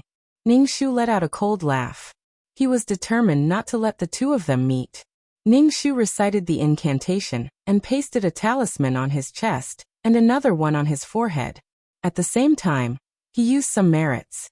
Under the dual attacks, thick black vile aura was emitted from Ningxu's body. Poppy's pained bellow rang out in his mind. Feng Qingqian, I won't let you off. I'm going to destroy this body. None of us will be able to live. Ningxu let out a cold laugh. All right then, let's perish together. Ningxu's nose twitched. He smelled a strong stench of blood, as well as a murderous aura. Ningxu circulated the force in his body, and jumped out of the window. He did not wish to meet Prince Xian at all. Who is it? Ningxu, who was patrolling, shouted. Ningxu stepped out from under the tree's shade and said, It's me. I'm going to look for father. You guys patrol properly. Ningxu went to the main courtyard. It was already midnight, and the Feng residence was very quiet. Everyone had fallen into a deep sleep. When Ningxu went to look for Feng Chang's expression was one of displeasure. His illness acted up in the middle of the night. Father, someone snuck into our residence, Ningxu said. Feng Chang put on his coat. Don't spread the news. Regardless of whether or not someone has barged into the residence, don't spread the news. That was right. If the Emperor were to find out that they had taken in the injured Prince Xian, he would suspect that the Feng clan was in cahoots with Prince Xian. Feng Chang led the team to patrol, and arrived at the orchid garden where Ningxu stayed. He turned on the lights and saw traces of blood on the floor. Feng Chang waved his hand and got someone to search the room. Prince Xian, who was holding onto his wound, frowned. He gritted his teeth and fled the Feng residence. Many people were chasing after Prince Xian. He had wanted to flee out of the city and join up with his army. However, the city gates were already closed. He could only sneak into a commoner's house and hold a lady hostage to treat his wound. In the storyline, it was Poppy who treated Prince Xian's wound. As an assassin, he would definitely know how to treat wounds. In the end, Poppy even dealt with the bloodstains in the house without batting an eyelid. It was this calmness, as well as the fact that Feng Xingjian did not show any signs of weakness, that attracted King Xian. However, The lady whom Prince Xian had kidnapped had never seen such a scene before. She was so scared that she was in a daze, not knowing how to treat his wounds. Prince Xian's countenance turned increasingly pale. Moreover, there was poison in his wound, causing it to bleed incessantly. The emperor was really vicious. Prince Xian looked at the woman who was so frightened that she was trembling. He was so infuriated that he could only flee once again. Feng Chang got someone to clean up the bloodstains in the room. Everything was done quietly without alerting anyone else in the residence. When Feng Chang returned, Ning Shu asked, "How did you know that someone went in?" "I was thirsty in the middle of the night, so I got up to drink some water. I saw several figures flashing by the window, so I got scared and came to find you, father," Ning Shu said, as if he was telling the truth. "Father, why don't I go somewhere else? I'm scared. The bloodstains have been cleaned up. I don't think they'll come back. Go back and sleep in peace." Feng Chang waved his hand. "Keep this matter to yourself, okay?" "Yes." Ning Shu nodded his head. "But what if they still come back?" Feng Chang said directly. "If you're really scared, then stay in the front hall for the whole night. It'll be daybreak soon anyway." Ning Shu was speechless. Feng Chang did not go to sleep. Instead, he picked up a teacup and drank tea. There was a worried look on his face. After all, once things got lively, it would be easy for something to go wrong. Ning Shu sat on the chair and looked at Feng Chang. Feng Chang and Ning Shu had a dazed look on their faces as they asked, "How's your health recently?" "Still manic?" "It's all right. I'm not that manic anymore. I reckon that I'll be fine in 2 days," Ning Shu said, gritting his teeth. Feng Chang nodded and put down his teacup. "Do you want to look for your uncle? Since you already know about your background, have you thought of returning to the Red Flame country?" "But daughter doesn't know uncle." "I don't know anyone from the Red Flame country," Ning Shu said. The Red Flame country was so far away. Even if she wanted to go back, she would have to wait until the princess mother came back to find her. If she ran over like this, she might not even be able to see the emperor's uncle. If she ran over and said that she was the eldest princess's daughter, he would only think that she was crazy. "Father, daughter wants to stay in the Feng family," Ning Shu said. Feng Chang nodded. "If you want to stay, then stay. When you have nothing to do, go visit your mother and apologize to her. These are all matters of the inner residence. You coming to me directly has already made your mother unhappy." Ning Shu knew that she was in the wrong, but Madame Wang did not like her. If she went to find her, she would not pay attention to her. She could only come to Feng Chang. Ning Shu nodded. Daughter understands. Sigh, it would be strange if Madame Wang did not have a knot in her heart. She only hoped that after she left, her princess mother, who was searching for a husband, would appear and take the original owner away. Madame Wang was the master of the inner residence. She could easily make people suffer without being able to say anything. Apologize to your mother properly. I will find time to tell her about your background. She probably won't hold it against you. In the future, don't go crazy so easily. Think before you speak. You are now a daughter of the Feng family. Your every action is related to the family, Feng Chang said. Ning Shu nodded. Daughter, try not to go crazy in the future. Feng Chang put down the teacup. You stay here. Father is going to take a nap. Tomorrow, I still have to go to the palace to celebrate the Empress Dowager's birthday. Oh right, you are noble consort Du's adopted daughter. You also have to attend the banquet. Do you have clothes? Damn, why didn't you say so earlier? Ning Shu smiled. Not at all, father. The original owner did not have any good clothes. Feng Chang said. Oh, that's right. You just broke off the engagement. You should stay at home. You don't have to go. Ning Shu. Then why did you say that? After Feng Chang left, Ning Shu also returned to Orchid Garden. He entered the room. Although the bloodstains on the ground had been cleaned up, there was still a bloody smell. Ning Shu checked the entire room. After making sure that there was no one else in the room, he sat cross-legged on the bed to cultivate. Feng Qingqian, what do you want? Ing Su's weak voice sounded. Her heart was filled with an indescribable sense of loss. It was as if she had missed out on something extremely important. This made Ing Su feel extremely uncomfortable. Feng Qingqian, we can work together. You help me find a body and I will leave this body. It is meaningless for us to fight like this. It will only hurt both of us. Ing Su calmly negotiated with Ning Shu. She also did not scold Ning Shu like before. Ning Shu asked, "Why should I help you? If I help you, you might take revenge on me. Why should I raise a tiger?" Ing Su pointed to the sky and swore. "I, Ing Su, swear to the heavens that as long as you help me find a body, I will not take revenge on you." Ning Shu smiled. He did not believe a single word.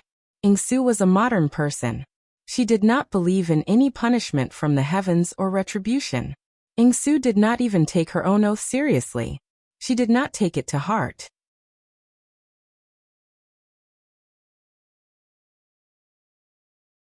Chapter 924. He was afraid that while Ing Su was making an oath, she was thinking about how to take revenge on her and pay her back double. Ning Shu merely smiled. Don't take others for fools, especially someone like Poppy who would seek revenge for the smallest grievance. If others offended her even the slightest bit, she would cut the weeds and dig up the roots, not to mention how ruthless she was. She treated Ing Su so badly. It would be strange if Ing Su let her go. To deal with this kind of person, she must be completely exterminated. It was impossible to help Ing Su find a body and leave a bomb for the original owner. With the original owner's ability, she would be crippled in one round. Feng Qingqian, I have already made an oath. You should be relieved now. Feng Qingqian said to Ning Shu. Ning Shu lightly said, "Without any binding oath, you want me to run errands and find a body. I am actually not as cheap as you think." Ning Shu closed his eyes to cultivate. No matter how Ing Su called him, he ignored her. The next morning, Lady Feng's mama delivered a set of clothes and some jewelry. The mama said with a stiff face, "Fourth young miss, these are the clothes that Lady Feng sent over. Fourth young miss, please wash up and go to the palace together to celebrate the Empress Dowager's birthday." Ning Shu gently said, "Thank you mama for making this trip. Help me thank mother." The mama nodded with a stiff face. Looking carefully, there was disgust and contempt for Ning Shu in the depths of her eyes. Ning Shu did not care about this mama's attitude. No matter how angry she was still the fourth young miss of the Feng family. Even if she scratched her heart and lungs, there was nothing she could do. The maidservants brought over by the mama helped her wash up and dress up. After dressing up, Ning Shu looked at the person in the bronze mirror. She was very beautiful. The original owner's body was a beauty. Ing Su later became so beautiful. If her foundation was not good, how could she attract so many men? After all, men used a woman's appearance to decide whether or not to dig deeper into her inner beauty. Ning Shu left the Feng manor with her hair in a heavy bun and a hairpin in it. Feng Chang and Madame Feng were waiting for Ning Shu. When Feng Fian saw Ning Shu, she mocked. "Fourth younger sister is really delicate." She made father and mother wait. "All right, Fei Yan is leaving." Madame Feng swept a glance at Ning Shu and called for Feng Fei Yan to enter the carriage. Feng Fian glared at Ning Shu, but Ning Shu didn't care. Ning Shu wouldn't bother to bicker with a girl who was younger than him for this kind of conflict between little girls. Ning Shu moved her neck and apologized to Feng Chang. "Your daughter is late." "All right, pay attention to your etiquette at the banquet.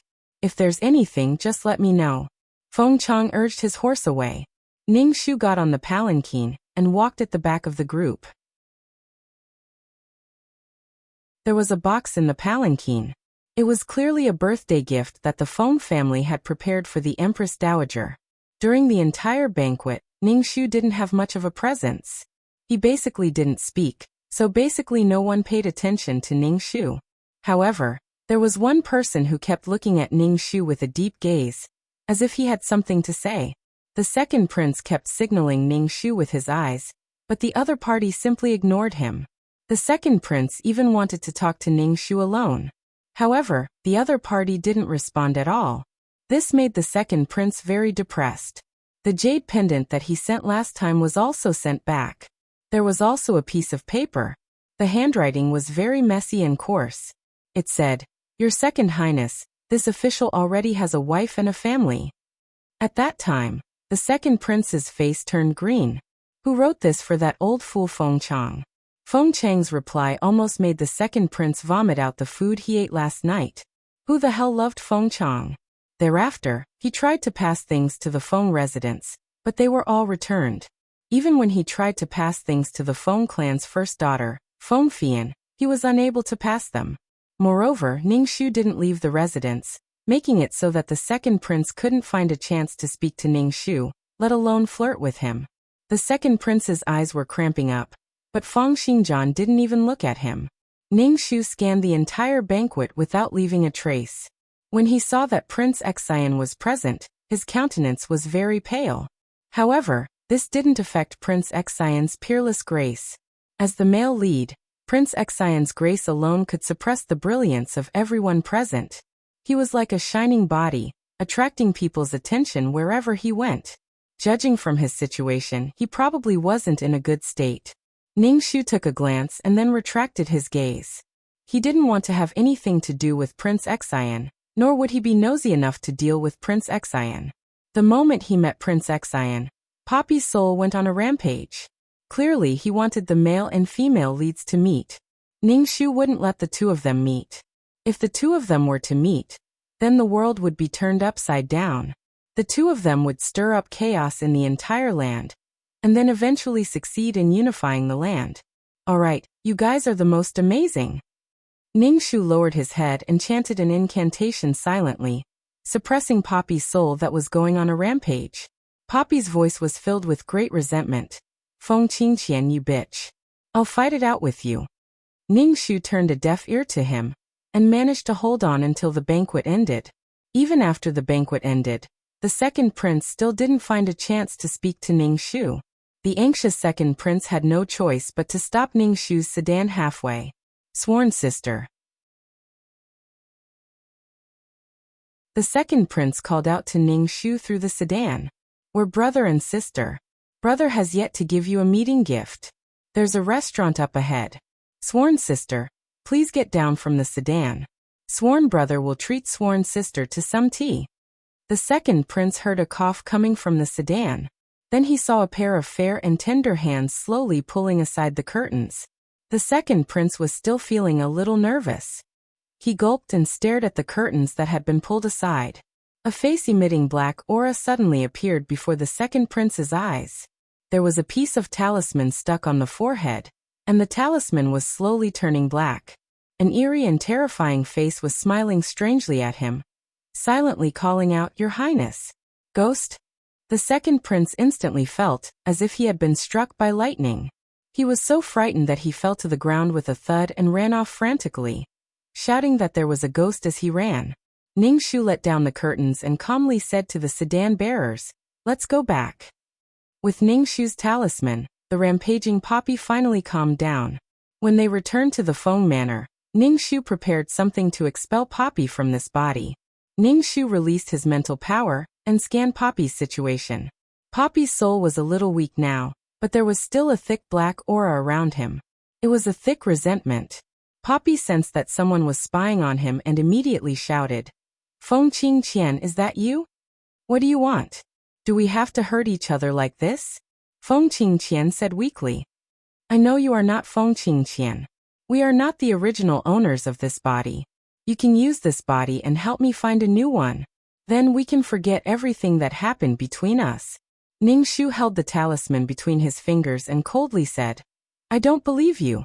I don't believe a single word you say. Feng Qingqian, do you have to kill me?" Feng Qingqian's heart had a bad feeling. She could feel how serious the other was. Why did he have to kill her?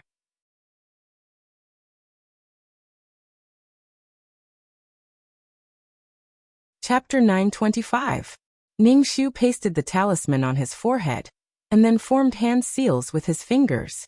He ignored Poppy's angry curses and gradually wanted to squeeze Poppy out of this body. Poppy roared and refused to leave the body. She shouted sharply, "Feng Qingqian, if you continue to pursue me like this and won't let me go, I won't let you have it easy either." As Poppy said that, he used a power that would destroy both jade and common stone to seize control of the body. Ningxu immediately felt as if her head was going to explode. the green veins on her forehead popping out like a series of writhing earthworms.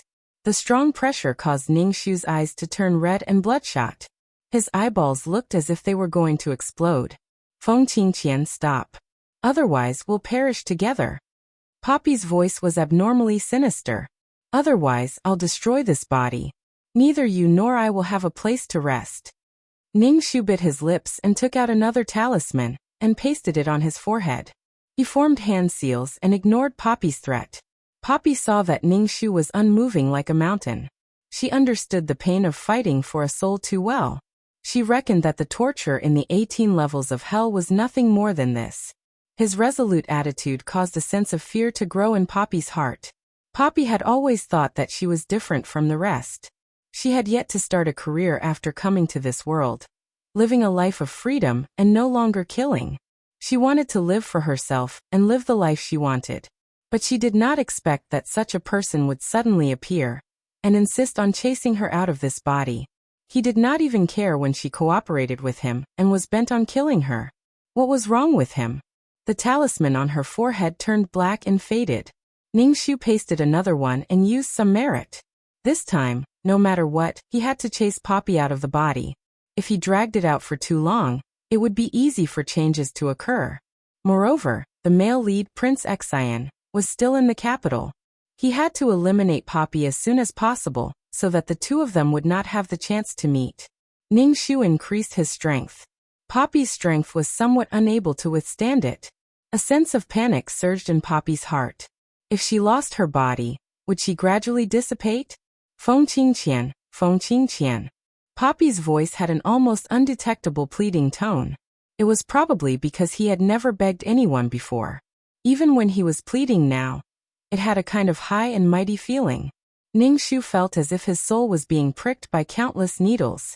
His entire body was drenched in sweat as he struggled to stick the last piece of incomparably complicated talisman paper. The talisman paper was flickering with flowing light, and one could tell at a glance that it was extremely powerful. This was Ningshu's final trump card. Ningshu bit his finger and drew on the talisman paper. Then he placed the talisman paper on his forehead. Ah! Feng Qingqian screamed. She felt a strong force trying to squeeze out her soul. A gust of wind blew in the room, blowing the windows back and forth, making crackling sounds. "Miss, what's wrong? Do you want this servant to come in?" Peilon shouted from outside the room. No need to come in," Ningshu said, gritting his teeth. Feng Qingqian was about to be squeezed out of the body, but she used all her strength to drag Ningshu's soul. Ningshu felt as if he was about to be pulled out of the body as well. Ningshu cast the spell. In the end, Poppy was still pulled out of the body. Her soul was not protected by a physical body. When it appeared in the air, her soul shivered. Feng Qingqian, you. Poppy's face finally changed. She could not help but beg Ningshu. "Feng Qingqian, I have already left this body. Help me find another body. We can work together." Ningshu wiped the sweat from his eyes and said to 2333, "Give me the soul pearl." Instantly, a pitch-black soul pearl appeared in Ningshu's hand. It was like a black hole that could swallow everything. This soul pearl had swallowed the soul of a ghost king. It had also swallowed the 9-yin flame. Now the soul pearl was even purer. It felt cold in his hand. If he held it for a long time, he would feel a piercing pain from the ice. The moment the soul pearl appeared, Feng Qingqian's soul shivered. It was as if she was facing the most terrifying thing in the world. Her soul started to tremble instinctively. "Feng Qingqian, don't be like this. We can work together." Feng Qingqian's voice was anxious. "I know how to make guns, bombs, soap. I know a lot of things that this era doesn't have. We can work together and earn a lot of money. We can break through the shackles of this era and reach the peak of power." These things allowed Poppy to succeed. She successfully became one of the two emperors. Together with Prince Xian, they were called the two emperors. It was only because she was the female lead. If it was someone else who had mastered so many skills, they would have been caught long ago. A man's wealth was his own ruin. Ningshu held the soul pearl. He could not be bothered to talk to Poppy. He wanted to settle this as soon as possible. If the main character encountered any danger, There would be an expert to save her. Feng Qing Qianyu. When Poppy saw the soul pearl, her soul shivered violently. Although she did not know what this thing was, an uncontrollable fear rose in her heart. Poppy turned and was about to float away when Ning Shu threw the soul pearl at Poppy. The moment the soul pearl came into contact with Poppy's soul, it trembled slightly and started to absorb Poppy's soul. Poppy struggled hard but was unable to break free. In the end, she shouted, "Bitch, I curse you to die a horrible death. You'll be lonely for the rest of your life. You're a pitiful worm who is bullied by others." Ning Shu's expression was calm. He did not take this curse to heart. Don't forget that she had the conviction halo that could resist all curses in the world. "Sorry, I'm going to disappoint you." Poppy's expression was deranged. She looked at Ning Shu with eyes filled with venom. Her face was filled with unwillingness. She was going to die before she succeeded. She should have been able to shine in this world. In the end, such a person appeared and caused her to fail. No matter how unwilling Poppy was, in the end, her soul was absorbed by the soul pearl. After absorbing the soul pearl trembled slightly. Ning Shu reached out his hand, and the soul pearl flew back into Ning Shu's hand. Ning Shu plopped down on the chair. His entire body was limp. After drinking 2 cups of tea, Ning Shu opened his hand and looked at the soul pearl. He released his psychic power to explore what was inside. But he could not find anything. It was dark and he did not know how deep it was. It was an endless darkness. And this thing seemed to be absorbing his psychic power. Ning Shu quickly retracted his psychic power. Bang! There was the sound of a foot stepping on the roof tiles.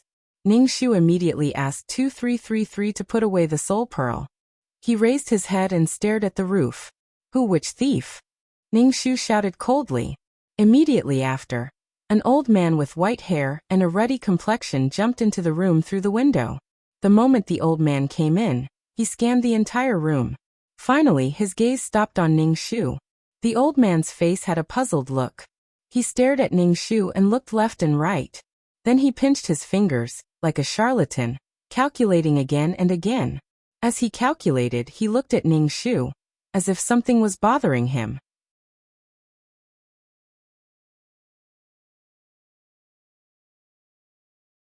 Chapter 926. This old man did not have any wrinkles on his face, and his complexion was extremely good. He had the air of a transcendent being, looking like an otherworldly cultivator. At that moment, the old man had a conflicted and puzzled look on his face. That's not right. The purple light is surging towards the sky from this direction. The Son of Heaven is here.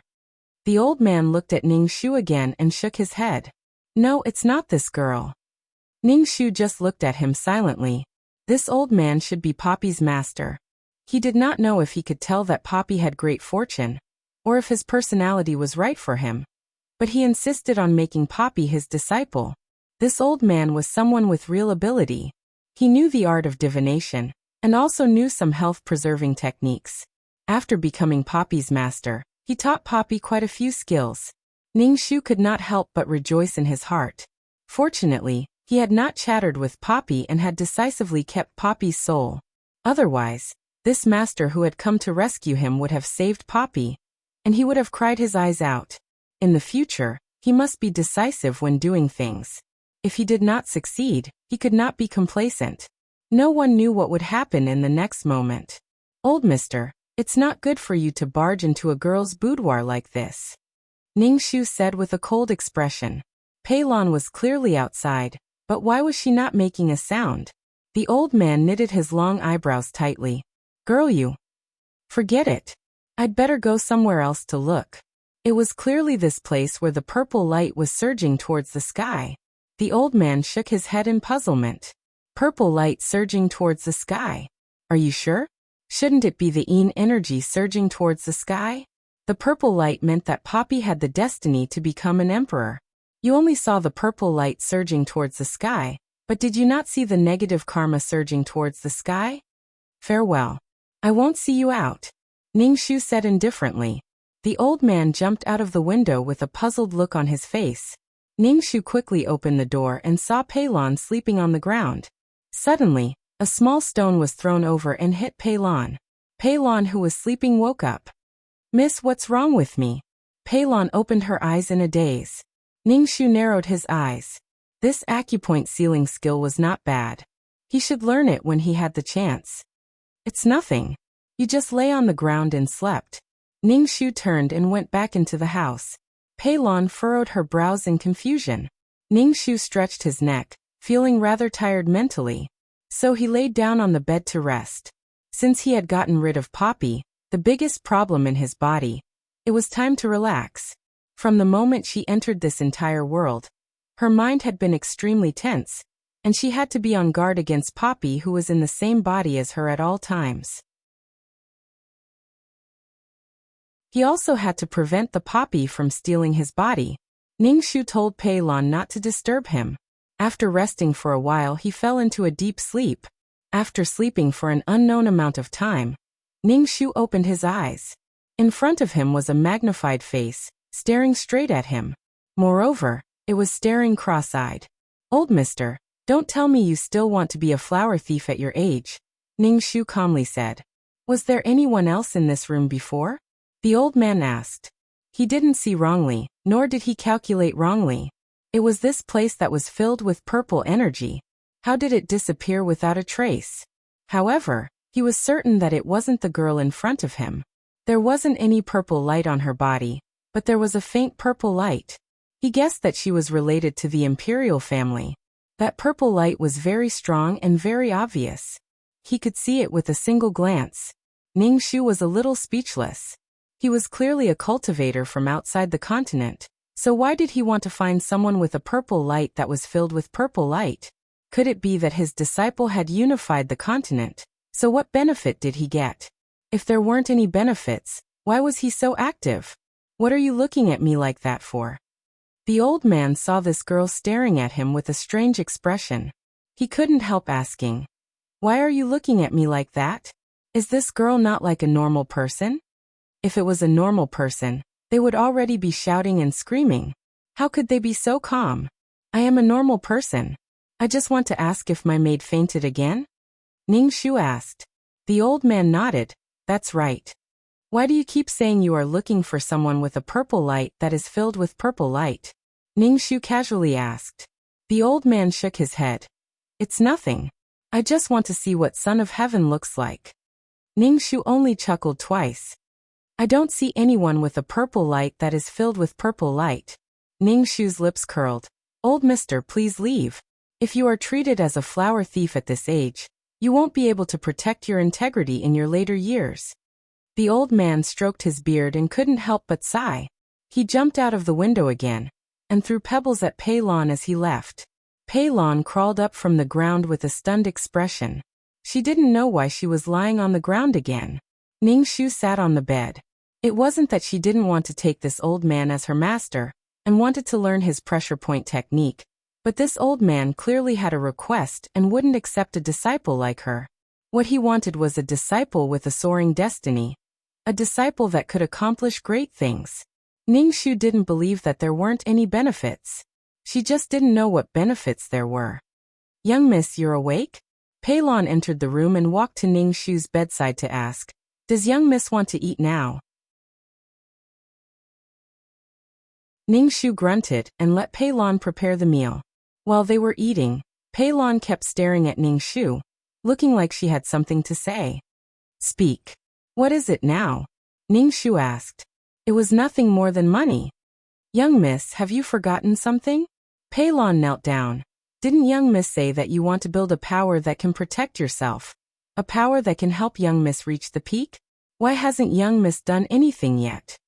Pei Lan's words were interrogative towards the end. She was clearly dissatisfied with Ningxu's lack of action. Ningxu glanced at Pei Lan, and felt that Pei Lan was already rebelling. She had submitted to Poppy, and now that Poppy was no longer around, it was normal for Pei Lan to have other thoughts. "I have my own plans for this matter. Put away the dishes." Ningxu waved his hand at Pei Lan. Pei Lan's expression was a little unhappy. She did the work of a servant every day. When would she have the strength to take revenge? Staying in the Feng manor, she felt that Feng Chang was more and more cunning. They had no way of taking revenge at all. Going alone was just sending themselves to their deaths. The siblings had placed all their hopes on young Miss, but she did not seem to be keen on pursuing power at all. She was obediently being the Feng family's young Miss. Pei Lan pursed her lips and tidied up the dishes on the table. After Pei Lan left, Ningxu put away the makeup box on the dressing table. She also put away some of the expensive jewelry and some of the silver. Originally, Ningxu did this just in case, and also to guard against Pei Lan. He did not think that Pei Lan would really sneak into the room at night to look for things. Ningxu sat cross-legged on the bed and silently watched Pei Lan take out an oil lamp and touch it here and there. Damn, people really had different lives. Poppy could get a lackey just by showing off, but when it was her turn, the lackey wanted to steal her things. Oh my god, the luck in her body was rapidly decreasing. To be more accurate, it was Poppy who had the luck. Once Poppy left this body became an insignificant side character.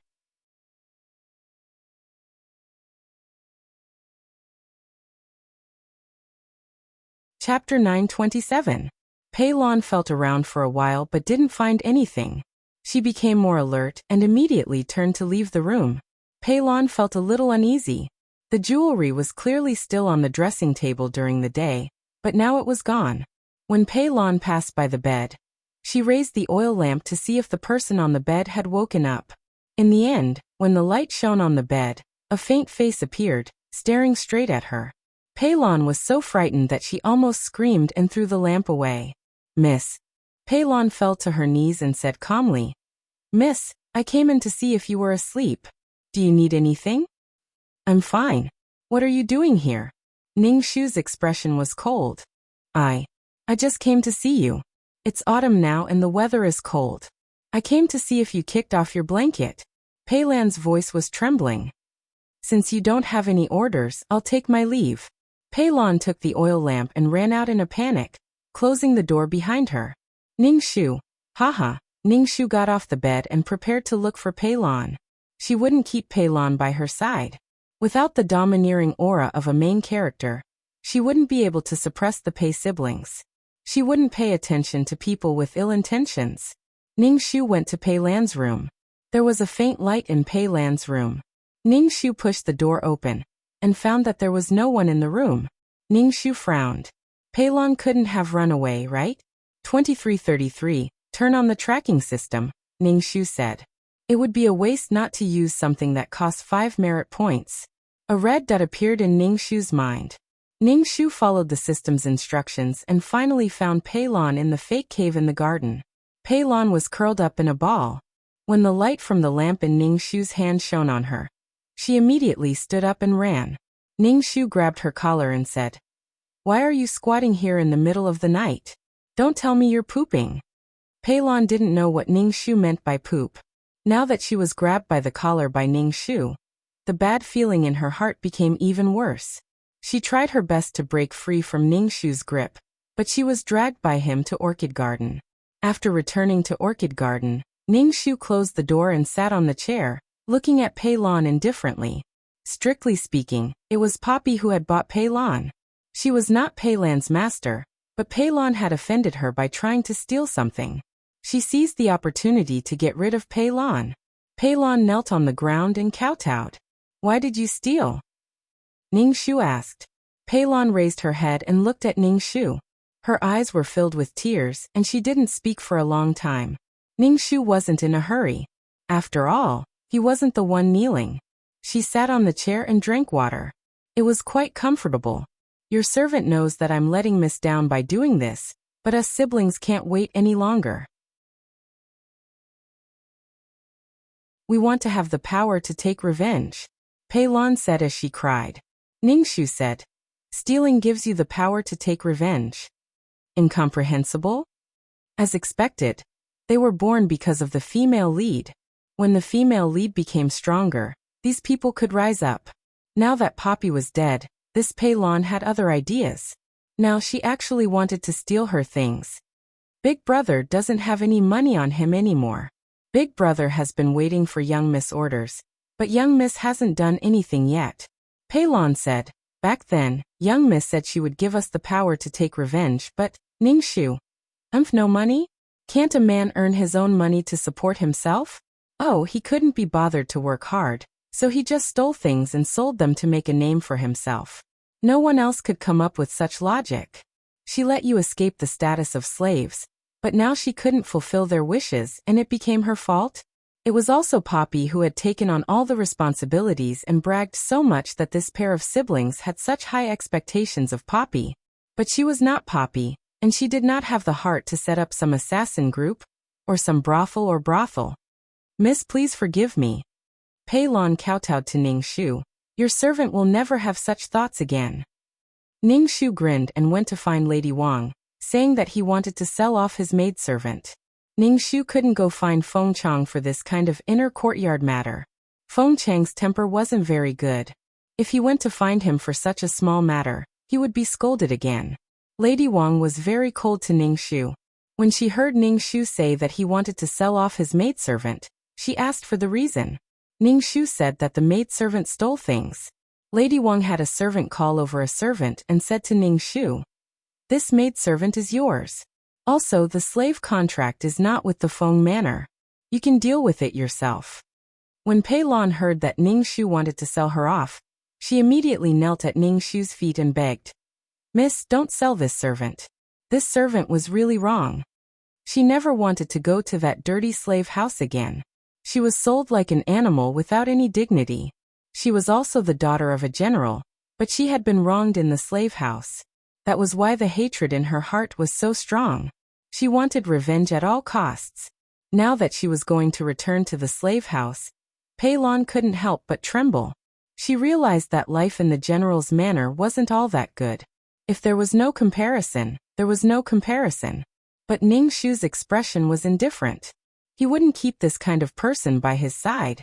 She was loyal to Poppy, and she wanted to get revenge on the Feng family. Only someone with a screw loose would keep their enemy by their side. Miss, you didn't keep your word. You broke your promise. Pei Lon saw that Ning Shu was indifferent and couldn't help but shout, "Miss, you promised me and my brother. That's why my brother and I are so loyal to you. Are you going to abandon us like this? You are nothing more than slaves bought with money. What right do you have to question me?" Ning Shu said with a frown. The more they gave, the more they promised, and the more they wanted. Because Poppy had promised a beautiful future, Pei Lon was unwilling to just obediently be a maidservant of the Feng family. If she wanted revenge, she had to have the power to get revenge. Ning Shu waved his hand and had the servant take Pei Lon away. Pei Lon cursed Ning Shu, cursing Ning Shu for not having a good ending. Ning Shu. They were all cursing her like this. "Ta," Ning Shu said to the servant. "Sell her far away. Don't let her stay in the capital." "Fourth miss, don't worry," the servant said. Pei Yuan would earn his own money to buy his sister back, but the price wouldn't be cheap. These two people existed because of Poppy. Without Poppy, they wouldn't have been able to rise. To put it bluntly, they had hitched a ride on the main character and reached the peak of their lives. After dealing with the matter, Ning Shu bowed to Lady Wang and was about to leave the main courtyard. Lady Wang said indifferently, "You can't have no one to serve you. If you have a suitable candidate, you can promote one to be your personal maidservant. You don't need to tell me." Ning Shu saw that Lady Wang clearly didn't want to be close to him, so he thanked her and left.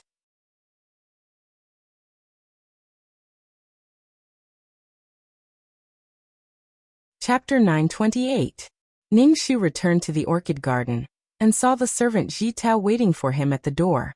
Ning Shu raised his eyebrows and walked over asking, "Why are you here?" Ji Tao bowed. "This servant is Mrs.'s personal servant. I must be by Mrs.'s side to take care of Mississippi." This servant girl suddenly appeared. Ning Shu rolled his eyes and curled his lips. What did she do before? Ji Tao saw that Ning Shu did not speak and had a strange expression. She quickly said, "Because this servant's hand was broken, I have been recuperating. Now that my hand is almost healed, I came to serve Mississippi." "Oh, it takes 100 days to recover from a bone injury.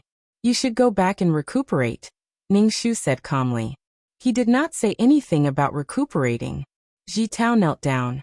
"Miss, this servant will serve Miss well in the future. Please give this servant another chance." Ningshu said. Do what you should do well.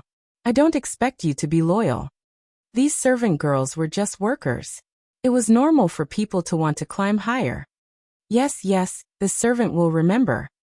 Jitao immediately cried tears of joy. Ningshu said again. Now go and sweep the courtyard. Be a cleaning servant first. A personal servant girl had to be chosen carefully. How could it be decided so casually? A personal servant girl knew her own situation very well. She knew it better than her parents. But she was said to be the closest person. Ningshu still planned to test Jitao. After all, Jitao had been serving Feng Qingqian. He did not know how Feng Qingqian would deal with this servant girl when she came back. When Jitao heard that Ningshu demoted her to be a servant girl, her face fell. In the end, Ningshu bowed. This servant understands. Ningshu nodded and waved his hand to let Jitao go out. Then he took off his shoes and sat cross-legged on the bed to cultivate. Feng Qingqian's body had problems after the battle between Ningshu and Poppy. Especially Poppy's body had a thick yin energy. The damage to the body was not ordinary. Ningshu could only cultivate and slowly repair this body. Otherwise, Feng Qingqian would die early when she came back. Ningshu stayed in the prince manor and did not step out. However, a major incident had happened in the capital. Prince Xian had attempted to assassinate the emperor. Right now, he was being arrested by the entire city, and the imperial guards were searching through each and every house. This made the atmosphere in the capital quite tense. It was not that Prince Xian had personally assassinated the emperor. Instead, the emperor would occasionally pull the vassals who came to the capital to present their birthday gifts into the palace for a chat. Singing, dancing, drinking wine, and looking at beautiful women. The enchanting dancers suddenly pulled out their shiny swords and slashed at the stunned vassals. 2 of the vassals were stabbed in their vital points and died, while several others were injured. The dancers brandished their swords and pierced toward the emperor. Some of the other dancers even shouted loudly toward Prince Xian. Master, retreat first. Your subordinates swear to protect you with their lives. They blabbered on and on about how they were extremely loyal even in the face of death. Then, the tokens on their bodies unintentionally fell out. On the tokens, there was the word, Prince Xian written in capital letters. Prince Xian's countenance turned grim. A few dancers surrounded him and dragged him away in the name of protecting him. When Prince Xian turned and saw the emperor who had been stabbed in the thigh, he was infuriated. So what if he had been stabbed in the thigh? If he had been so capable, he would have stabbed in the heart. With such a crooked aim, it was just to pin the crime of regicide on him. Relying on his powerful physical strength, Prince Xian killed the dancers who were pestering him and escaped from the palace. The emperor's thigh was wrapped in bandages. He was infuriated and swore to capture Prince Xian. The entire city was on high alert and the city gates were closed. Even Feng Chang had been given orders to find the renegade. Feng Chang could only leave early and return late to look for the culprit. Ningshu felt a little speechless. The emperor's actions were just short of saying, I'm going to frame you, and the one I'm going to frame is you. Even the vassals who were with him were unlucky. The emperor probably wanted to deal with these vassals who he did not like, and had ceded their territories. Ah, how sinister. However, this had nothing to do with Ningshu. Whenever he had nothing to do, he would guide his chi force to every corner of his body, allowing it to slowly heal his body. However, Feng Chang and the others did not manage to capture Prince Xian. An old man rescued Prince Xian and brought him out of the city, allowing Prince Xian to successfully meet up with his people. Feng Chang and the others were punished by the emperor for failing to capture Prince Xian. Feng Chang was fined half a year's salary. Feng Chang was not in a good mood, causing the Feng clan's servants to be very careful. It was as if they were treading on thin ice, not daring to get on his bad side. Ningshu looked at Feng Chang's worried expression and consoled him. Father, it's just half a year's salary. Which official's family did not have a shop? How could a small amount of salary be enough to support a large family? Feng Chang threw a glance at Ningshu. That's a woman's view. Who says that I'm feeling heartache over the salary? It's just that Prince Xian has escaped this time around, and we can't take this lying down. There'll be more trouble in the future. You're clearly feeling heartache over the salary as well. Ningxu sighed. Now that there were many countries, the world would be divided after being united for a long time and united for a long time. However, the process of unification would be a little difficult. Now that Poppy had been absorbed by the Soul Pearl, there were no firearms that surpassed the current era. It would be a little difficult to unify so many countries just by relying on a spear and a staff. Without great talent and strategy, it would be a little difficult. In any case, war was accompanied by pain and destruction. After destruction, new life would be born. The ones who suffered would be the powerless commoners. Feng Chang did not know if Feng Qingqian would be able to see the unification in her lifetime. If there was a war, it would affect the Feng clan's interests. If something were to happen to Feng Chang, the Feng clan might decline. This was why Feng Chang was so worried. To be honest, Feng Chang should be thinking about the next successor of the Feng clan and nurturing the next successor. However, Ningxu only thought about these things.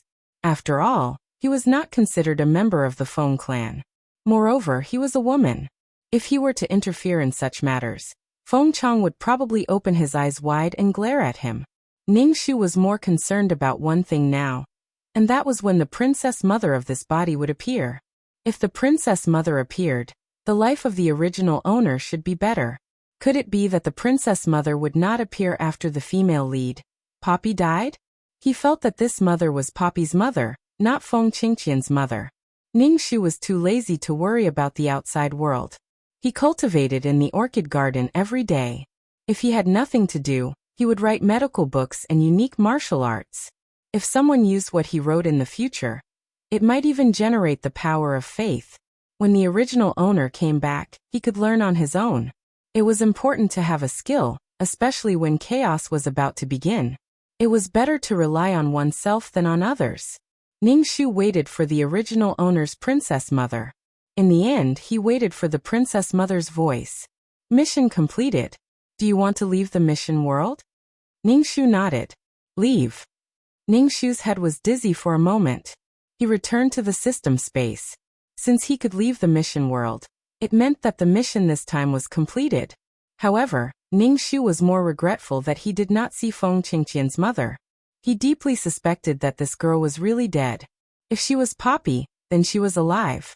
Only Poppy could trigger this character.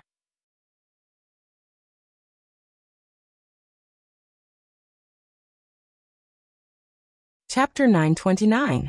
The princess mother had never appeared before. Now that Poppy had transmigrated into this world, Emma had appeared with the image of a compassionate mother who was filled with guilt. She loved and spoiled Poppy so much. It made up for his lonely and cold heart as an assassin, and he had the care of his family.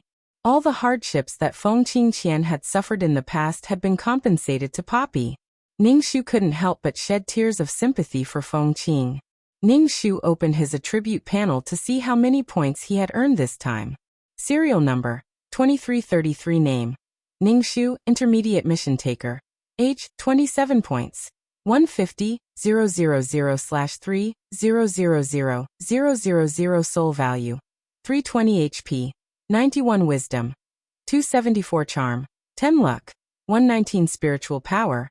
180 faith. 515 combat power. 192 aptitude. 89 merit. 13045-100 skills. 5th ring shooting technique, trash fighting technique, beginner level peerless martial arts, beginner level poison technique, beginner level business management knowledge, beginner level code programming, beginner level lawyer skills, master ghost catching skills. Honorary titles: Goddess of War, selfless ancestor items, Calm Halo, Faith Halo, Amulet 5, upgraded Amulet 2. Halo, Mother of the World, Queen's Blessing, Sister Model Worker, Chun-Chi's Blessing, Leader Halo, Grass Blessing, Best Friend for a Lifetime, Meow Meow Meow's Blessing, Savior, Zhu Su Nyang's Blessing, Founding Female General, Chun Ermiai's Blessing. Feng Qingqian's wish was to take back her body. Quest completion rate, 100%. Obtain 3 million points, 40 attribute points, 2,000 faith points, minus 100 merit points. This time, the mission points were relatively low. Although he had only snatched the body, He had lost 100 merit points. The gains do not make up for the losses, sigh. Sometimes there would be no merit at all in several worlds. This world used up 100 points in one go. His heart ached so much that his whole body was trembling. It's not a waste for you to have these merits. 2333 said. It's good to have merit on you. The rules of the world will treat you better. After all, people with merit are all good people. This explanation was more acceptable. She was a kind person. Heavy fog. Ningxu distributed the 40 attribute points. Serial number, 2333 name. Ningxu intermediate mission taker. Age, 27 points. 150,000/3,000,000 soul value. 320 HP. 91 wisdom. 27410 charm. 10 luck. 11910 spiritual power. 18010 faith. 35152000 combat value. 19210 aptitude. 89 merit. 13045-100 skills. 5th ring shooting technique, trash fighting technique, beginner level peerless martial arts, beginner level poison technique, beginner level business management knowledge, beginner level code programming, beginner level lawyer skills, master ghost catching. Skills. Honorary titles. Goddess of War selfless ancestor items. Calm Halo, Faith Halo, Amulet 5, upgraded Amulet 2. Halo Mother of the World Queen's Blessing, Sister Model Worker, Chun-Chi's Blessing, Leader Halo Grass Blessing, Best Friend for a Lifetime, Meow Meow Meow's Blessing, Savior, Zhu Sunyang's Blessing, Founding Female General, Chen Ermiai's Blessing. Ningxu said. Let's see how Feng Qingqian went back. To be honest, with Feng Qingqian's personality, if she didn't try to make some changes, her life would still be the same as before. Whether she lived a good life or not depended on herself. A screen appeared in front of Ningxu. Not long after Ningxu left, Feng Qingqian's dead mother came back to life. Feng Qingqian followed her mother back to the Red Flame Kingdom. However, Feng Qingqian's attitude towards her parents was rather cold. This had always been a thorn in Feng Qingqian's heart. When she had nothing to do, she would study the things that Ningxu left behind. In addition, everyone in the Red Flame Kingdom was proficient in poisons. Feng Qingqian had an old man as her master and studied poisons every day. Poison and medicine were closely related. Feng Qingqian's personality was quiet and dull. She was very patient and learned things quite quickly. However, Feng Qingqian's personality was still the same. She was quiet and didn't have much of a presence. A leopard can change its spots but not its nature. A person's personality was already like that. It couldn't be changed anymore. It was fine as long as she had the ability to protect herself. Poppy looked down on Feng Qingqian because she didn't have any abilities. She was quiet and dull and was a soft bun. If a person didn't have any abilities, they would be full of flaws. The current Feng Qingqian could save people and kill people. She was quiet and dull and steady. Ningxu turned off the screen and sat cross-legged on the sofa to absorb the pure soul energy in the system space. When the cultivation was over, Ningxu touched his own soul. He felt that his soul was getting stronger and stronger. In the past, it had felt like soft cotton to the touch, but now it felt like a bouncy jelly. The texture was much denser. However, it still wasn't that strong. It was like a jelly that could be pierced by something sharp. When the soul was really strong, it would be invulnerable, and could even regain a physical body. Ningxu was a little curious. Was the body of the school doctor pure soul, or had he regained a physical body? If he was a physical body, wouldn't it be dirty to wear the same clothes every day? Wasn't he a neat freak? Ningxu stopped his train of thought that was running further and further away. He asked 2333, is it better to stay in a soul state or to regain a physical body? The physical body is too restrictive. Mission enforcers are all souls. 2333 said, it's just a body. That seemed to make a lot of sense. Then here came the question. How was he supposed to have sex in a soul state? Spiritual sex. Mission enforcers also have couples, right? Then how do they have sex? No, how do they communicate? Ningxu asked. 2333's voice was full of disdain. Mission enforcers are above the vulgar pleasure of sex. Ningxu was a little speechless. Why was he discussing this with 2333? However, he was still curious. Is there any other elegant way to communicate? Don't tell me there's nothing else other than sex? 2333 grumbled. The love I see is all about sex. Ningxu retorted. The ultimate goal of men and women was reproduction. Love, heart-wrenching, sweet talk, romantic pursuit, they were all men selling their mating ability. The ultimate goal was reproduction. In order to reproduce smoothly and create more offspring, there was also the pleasure of mating. 2333.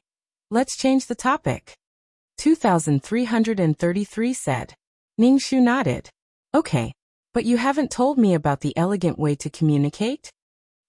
Actually, mission enforcers in a couple can enter the same mission world and enjoy the normal life of a man and a woman. 2333 said. Ningxu's voice was full of disdain. This is the elegant way to communicate?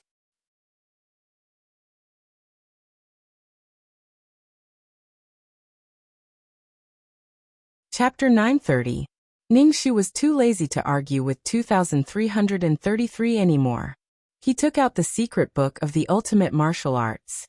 The book was getting heavier and heavier, and it felt heavy in his hand. Ningxu flipped through the book page by page. In the future, he would leave behind a peerless martial art in every world. Maybe someone would cultivate it. If they cultivated Qijin, they would contribute a portion of faith power to the peerless martial art. Ningxu held the fantasy of the ultimate martial arts. If it could really form a world, what kind of world would it be? Would it be a low-level, mid-level, high-level, or even a super realm? Every realm has its own evolution, and its laws are constantly perfected. When it comes out, it will be a super realm. Why don't you go to heaven? I want to immediately become a super AI. 2333 said. Ningxu curled his lips and put the book on the shelf. It was not easy to form a realm. It needed the power of the origin. What she needed was a realm where people could live, not a space that could only store things. If she had a realm, it would contribute a lot of faith to her. Moreover, the realm was closely related to her. Only by forming a world could she truly escape the shackles of the mission enforcers. Erasing the mission enforcers was equivalent to erasing all life in a realm. Destroying a realm was a great sin. But when the time came, there would definitely be a new punishment. Until now, Ningxu had not even seen the 5 types of world origin, let alone forming a world. As for how to obtain the power of the world origin, Ningxu was even more confused. Should he go to the virtual space to see if there was anything to exchange? It would be even better if he could exchange for it. Ningxu stood at the entrance of the passage and said to 2333, "Let's go to the virtual space." In the blink of an eye, Ningxu was standing on the quaint green flagstone street. Ningxu headed straight for the trading hall in the virtual space.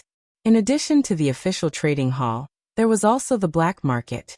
With so many mission enforcers gathered together, it was also a different form of competition.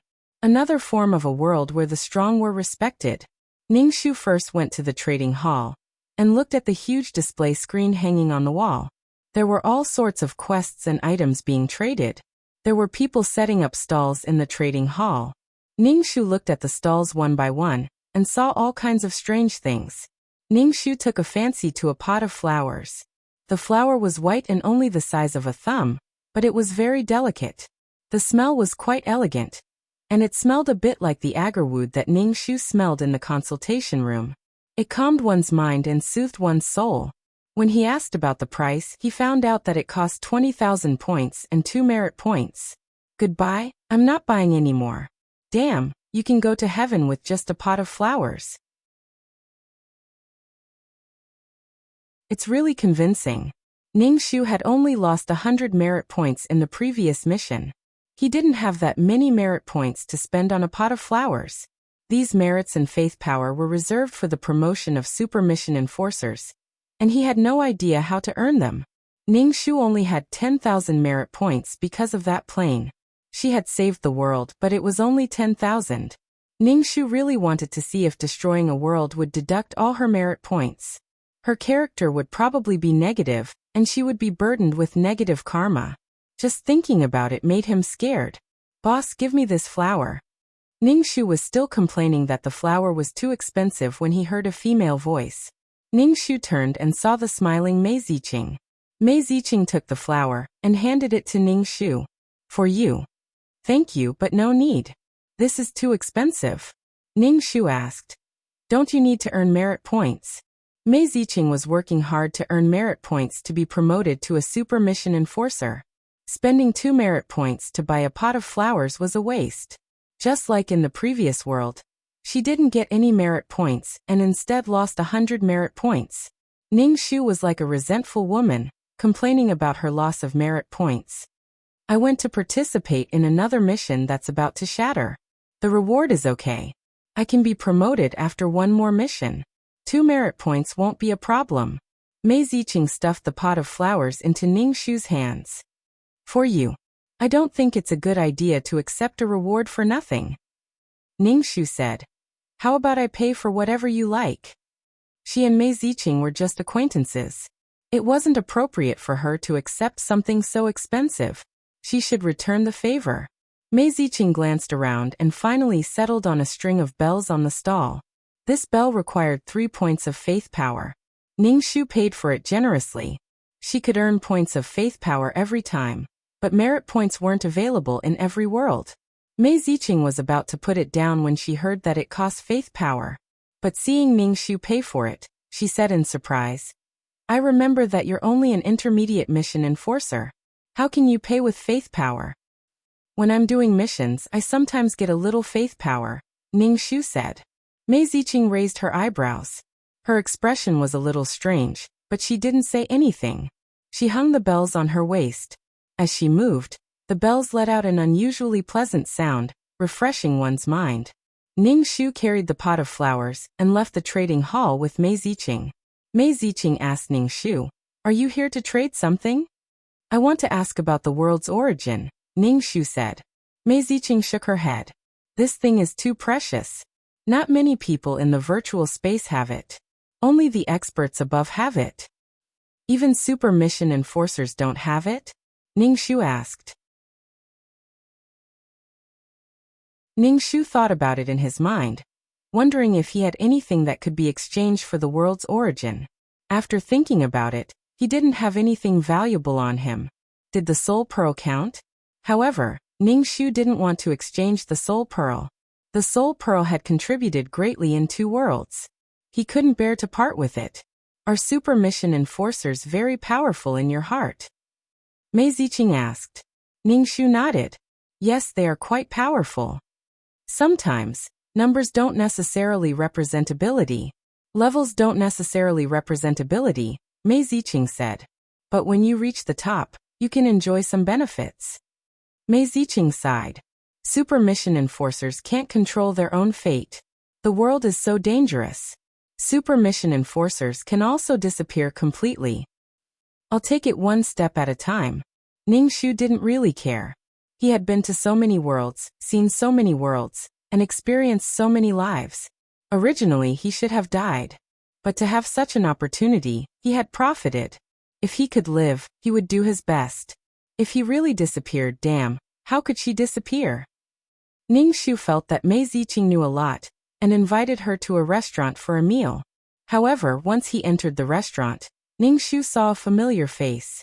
Panchen, a rock spirit. At this moment, Panchen was staring at the mission enforcers walking in and out of the restaurant.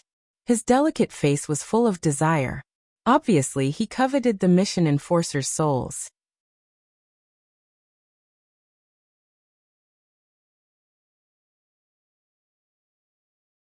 Chapter 931. Panchen was a rock. Wasn't he taken away by Uncle? Why was he here? Those green eyes looked as if they wanted to absorb all the souls in the room. He was probably afraid of something and could only look at the mission enforcers while drooling. Ningxu and Mei Ziqing looked at each other and decided to leave the restaurant quietly. 2 beauties. Panchen saw Ningxu and Mei Ziqing. His eyes lit up and he rushed to them. "I'm eating. I don't have any points." Can you treat me to a meal? Panchen looked a little shy. I want to taste what you're eating. Panchen was shy every time he saw him. Killing people and sucking their souls was really annoying. Moreover, this guy didn't have any karma. Even if he destroyed a plane, it wouldn't matter.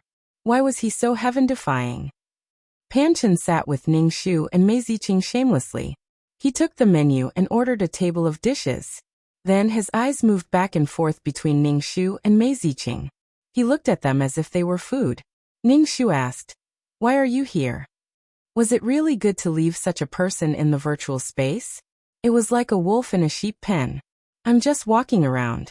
Panchen smiled. Panchen looked very delicate. He looked like a clean and gentle college student. He was very harmless. He would even blush if they talked too much. But this was just a facade. Panchen's dishes were all served. He picked up his chopsticks and took a bite. "It tastes good. You guys eat too." Ningxu picked up his chopsticks and started eating. He was paying for it. He couldn't not eat. Ningxu ignored Panchen and asked, "Do you know who has the world's origin?" Mei Ziqing shook her head.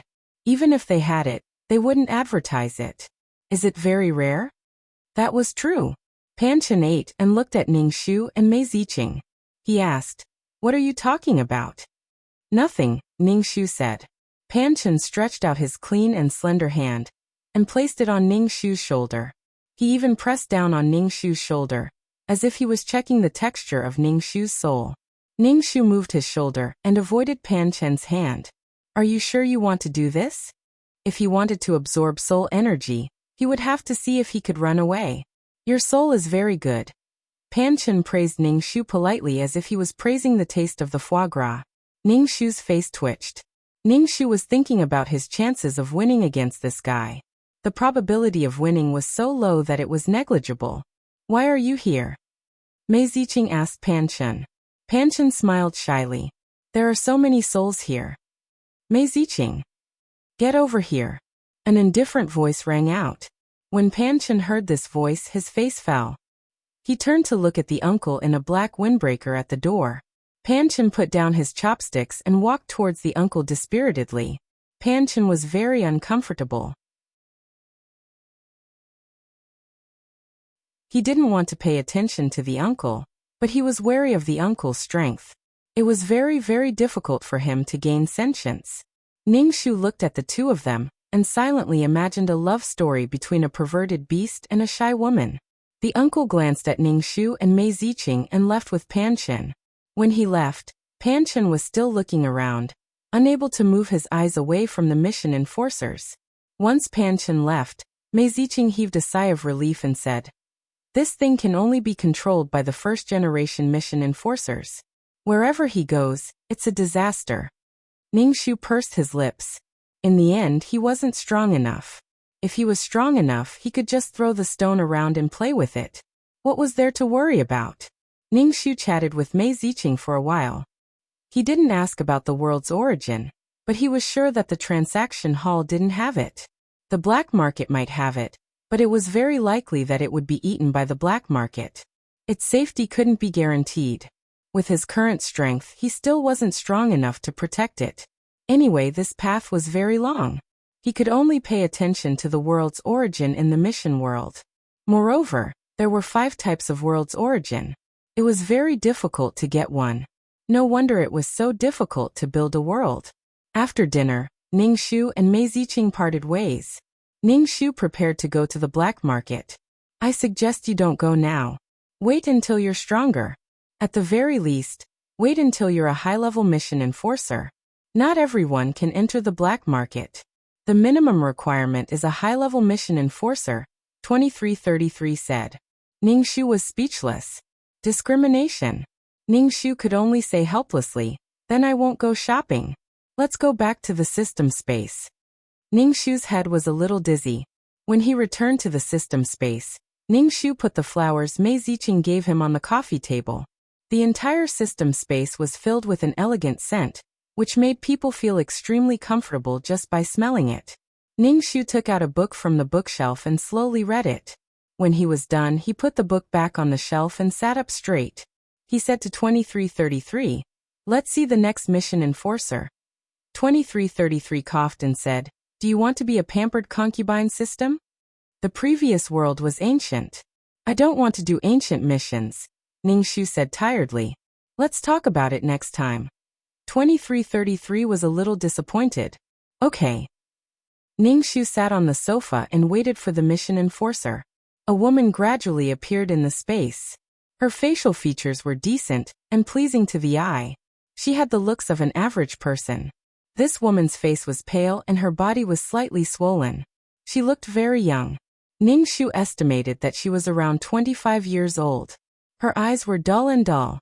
Her hands were in front of her, like she was hugging a baby. However, there was nothing in front of her. Ningxu cleared his throat and said, "Hello." However, the woman didn't react. Ningxu couldn't help but raise his eyebrows.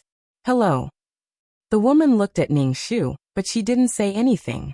This was the first time Ningxu had met a mission enforcer like this. In the past, he had met people who were filled with hatred, sadness, and regret. However, he had never met someone who was as disheartened as this woman. Her whole body was lifeless. He didn't know what she had experienced. Ningxu asked, "Are you the one who wants to counterattack?" "It doesn't matter. Why was I brought to this place after I died?" Zhang Ning said. From the beginning to the end, her arms didn't move. She was still hugging a baby. "What counterattack? I have nothing to counterattack. What can I change?" Zhang Ning said with a frown.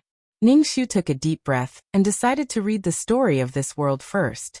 The person in front of him was called Zhang Ning. She was an ordinary woman without any amazing talent. She was just an ordinary woman.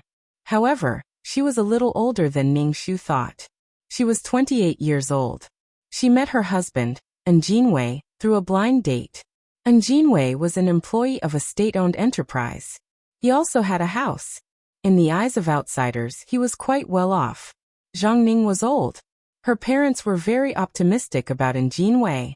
They took a 100,000 yuan betrothal gift and married Zhang Ning to An Jinwei.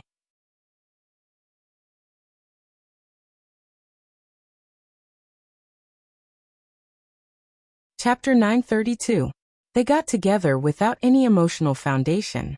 Zhang Ning was a full-time housewife at home. A year later, she gave birth to a daughter, Nan. Zhang Ning suffered from severe postpartum depression after childbirth. In addition, she gave birth to a daughter, which made her mother-in-law unhappy, and the An family ignored the child. Zhang Ning, a new mother, was under great psychological pressure to take care of her child. She was physically tired and emotionally volatile. Sometimes she was hysterical for no reason, and sometimes she cried silently. And Jinwei was very impatient. "I've raised you. What else do you want? Do you know how hard I work?" Zhang Ning knew that she was ill, but her mother-in-law said that she was really precious. Which daughter-in-law was like her? She gave her good food and clothes, but she still had depression. It was strange. Her mother-in-law loved to gossip. Her father-in-law never took care of things. Her husband was indifferent. The whole family was full of desperate cold violence. She was mentally abused and tortured. When Nan was half a year old, Zhang Ning could not escape the mental cancer of depression in such an environment. She was in pain and despair. Holding her infant daughter, she climbed to the top floor of the community. Zhang Ning wanted to leave the world with her child.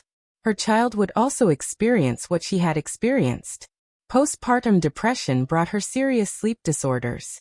She could not sleep all night. She never had a good sleep. Zhang Ning was tired and anxious. She could no longer bear it. Nothing could support her to live. Her spirit had been completely destroyed. Standing on the edge of the balcony, Zhang Ning saw the An family scolding her, as if she had done something heinous. Her husband's face was cold and gloomy.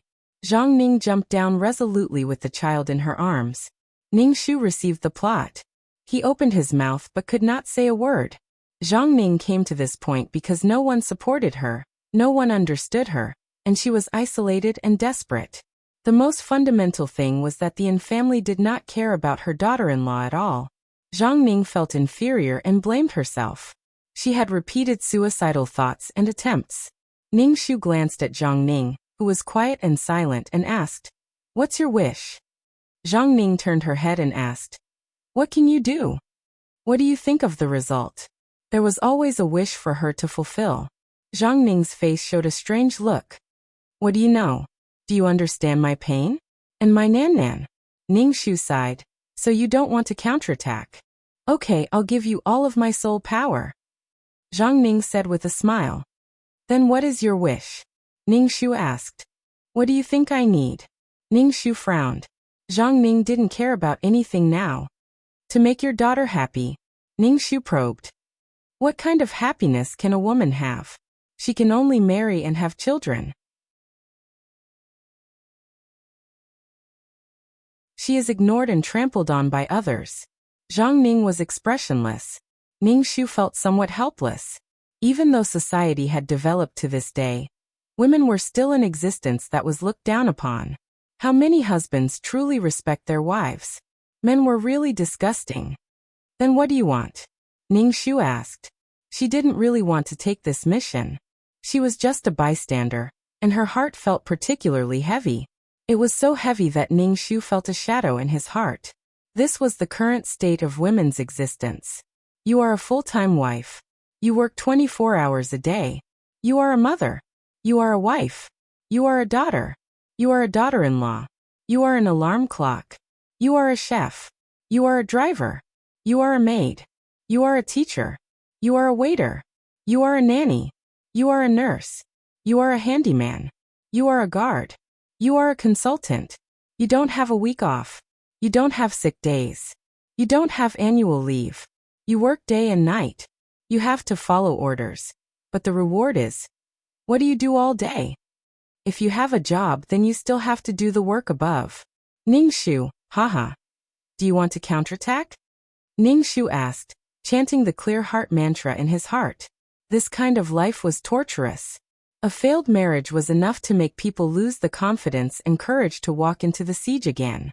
To be honest, Ningxu had an uncontrollable anger in his heart. Okay, counterattack. Chen Ning said. Her arms were bent as if she was holding a baby. Then what is your wish? Without a wish, how could she counterattack? She had to have a goal. Without a goal, how could she counterattack? Who knew what she wanted in her heart? I just want to be free. If your counterattack can help me end this pain, then counterattack. Chen Ning didn't care about anything. She just wanted to be free from her current soul state. She was a soul, but her consciousness was still there. The pain that was carved into her soul, if she could choose, Chen Ning's soul would be destroyed. Mental cancer was more destructive than physical cancer. You are sick. You are mentally ill. 2333's voice sounded in Ningxu's mind. Ningxu, we reject this mission. Why? Ningxu glanced at Chen Ning and asked in surprise. Someone has already counterattacked for her, but they all failed. 2333 said. Ningxu was even more surprised. This mission is so difficult. The most torturous things in the world are trivial things. Some quest takers killed everyone in the Yin family, and some even killed Chen Ning's family. Ningxu thought, motherfucker. How difficult was this mission? A marriage failed several quest takers. Ningxu let out a long sigh. I've decided to give it a try. What kind of world have I not seen?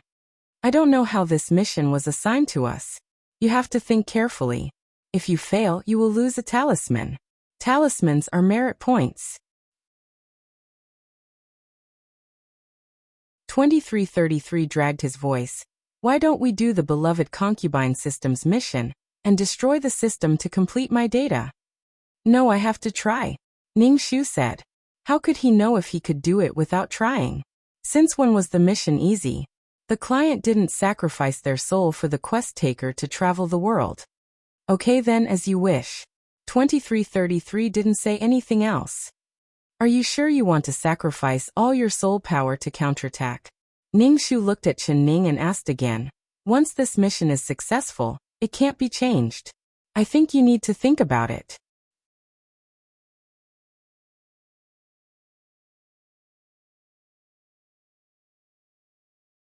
Chapter 933. The price of using all of her soul power was a bit high. She had her soul origin, but without soul power, She would not have the advantage of reincarnation. Very few people would give up all of their soul power. Ningxu felt that Chen Ning did not know the importance of soul power, or maybe she did not care at all. However, Ningxu still felt the need to remind her. Chen Ning turned around and looked at Ningxu. Her eyes were dim and empty. Thank you. I will give you 3/4 of my soul. Are you sure? Ningxu asked. Chen Ning nodded. Then what is your wish? Ningxu asked. I don't have any wish. Chen Ning said as her body gradually disappeared from the system space. Ningxu was speechless. Ningxu took a deep breath and opened the exchange store. He wanted to exchange for fasting pills, but he found that the exchange button was grayed out. He could not click on it at all. Ningxu asked, why can't I exchange for these ordinary things? 2333 said, this is an extremely peaceful world. There is no shortage of food, clothing, or medicine. The AI system is locked. You cannot exchange for these things. Ningxu was speechless. It was a peaceful world, but Ningxu had a bad feeling in his heart. Ningxu closed the exchange store and calmed himself down. He said to 2333, enter the system space. Okay. 2333 replied. Ningxu felt dizzy for a moment. She felt as if she had squeezed into a body. When she had completely merged with the body, she heard the cries of a child rising and falling. He also smelled the smell of disinfectant. He should be in a hospital. Ningxu felt pain in his abdomen. It was very painful. When he moved, there was a rush of heat. His whole body was covered in sticky sweat. Ningxu opened his eyes and saw a child in the crib next to the bed. The child's face was red. This should be the original owner's child who only lived for half a year. Ningxu wanted to move, but the pain in his abdomen was unbearable. Was it a C-section? Ningxu was speechless. So this was when the original owner gave birth? My dear mother, I still have to go through confinement? Ningxu felt extremely uncomfortable and weak. You're awake. Grandma Chen Ning came back with water. Ningxu said coldly. He put the kettle on the bed and looked at the baby in the crib. Chen Ning's mother-in-law looked young with curly hair like instant noodles. However, she didn't have a pleasant expression when facing her daughter-in-law who had just given birth. The mother-in-law picked up the child from the crib and muttered, why is it a little girl? Then she did something that made Ningxu almost jump up. She lifted the child by one of his legs and shook him slightly. Make your move, make your move. She meant that the next child would be a boy. The child had just been born not long ago, so his entire body was soft. Even his neck had not yet grown hard, and he was incomparably fragile.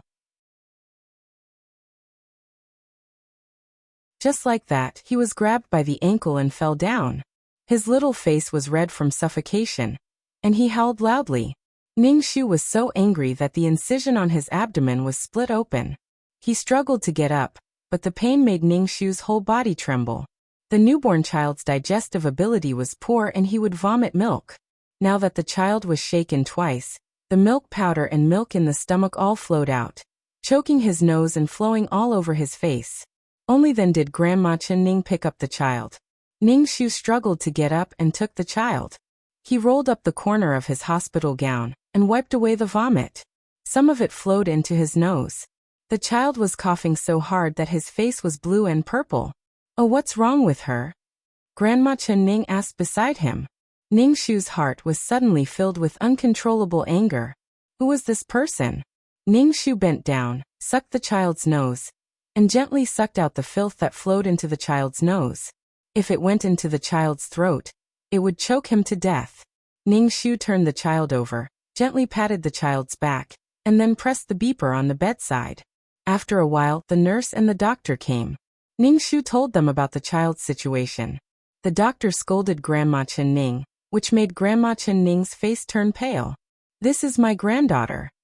How could someone treat her granddaughter like this? Even if Ningxu had the support of the calm halo, his heart was burning with anger. The doctor took the child for a checkup, and Ningxu's hospital gown was stained with blood. The incision was split, and it needed to be stitched again. Ningxu's abdomen was in so much pain that he was sweating profusely. It was as if someone was forcibly pulling open his wound. It was really painful. Ningxu was pushed into the operating room. Perhaps his soul was stronger than before. Even with anesthesia, Ningxu could feel the needle and thread piercing through his flesh. It was a dull and painful feeling. Ningxu had an inexplicable feeling of wanting to cry. It was this body that was wailing tiredly. After the sewing operation, Ningxu woke up and said directly to the nurse, "Give me a pain stick." Not even a pain stick? Did he want to die from the pain? The mother-in-law next to the bed couldn't help but mutter. "You gave birth to a little girl, and you still have so many problems." The blue veins on Ningxu's forehead jumped, and he ignored her. The mother-in-law said again, "Save as much as you can. Jinwei doesn't earn money easily. Now that he has a girl, he will have a second child in the future." He had just given birth, and now he was going to have a second child. Only when he was in it did Ningxu truly feel the pain. It made him unable to rest during his confinement, and he poked where it hurt. He was physically and mentally exhausted after giving birth to a child, but he was treated like this. And he was even said to have given birth to a money-losing thing. He belittled and attacked people. Women not only had to face the contempt and oppression of men, but they also had to face the humiliation of being a woman. They had to humiliate women to please men.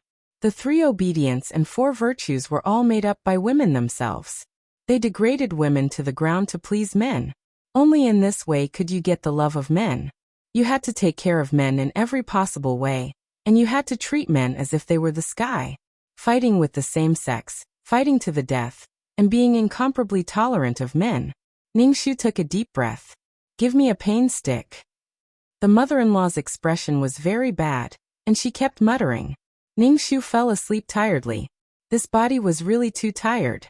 It was normal to suffer from postpartum depression. Depression, emotional violence, and mental dismemberment. Because of pregnancy and childbirth, the body's hormones changed and endocrine disorders caused emotional changes. They lost interest in everything, cried bitterly, had low self-esteem, and were so tired that even the brain's reaction was slow, and it was difficult to think. That was why there was the saying that pregnancy made one stupid for 3 years. At noon, Jinwei came to the hospital to see Ningxu after work. Jinwei was wearing glasses, thin and tall, but there was no expression on his face. Jinwei was not very handsome. At most, he was just average, and he did not look like a burly man. When he walked over and sat on the edge of the bed, Ningxu felt a chill run down her spine. This was a selfish person. Marrying Chen Ning was just a casual feeling of marrying someone, and it didn't matter who he married. You're tuning into the Li Mei's Wuxia Whispers YouTube channel. We're so grateful for your support, and don't forget to subscribe to join us on this incredible journey through captivating stories. Your generosity through donations truly makes a world of difference, as it's the primary source of revenue that allows me to expand and enhance this channel for you. Thank you from the bottom of my heart for being a part of this adventure.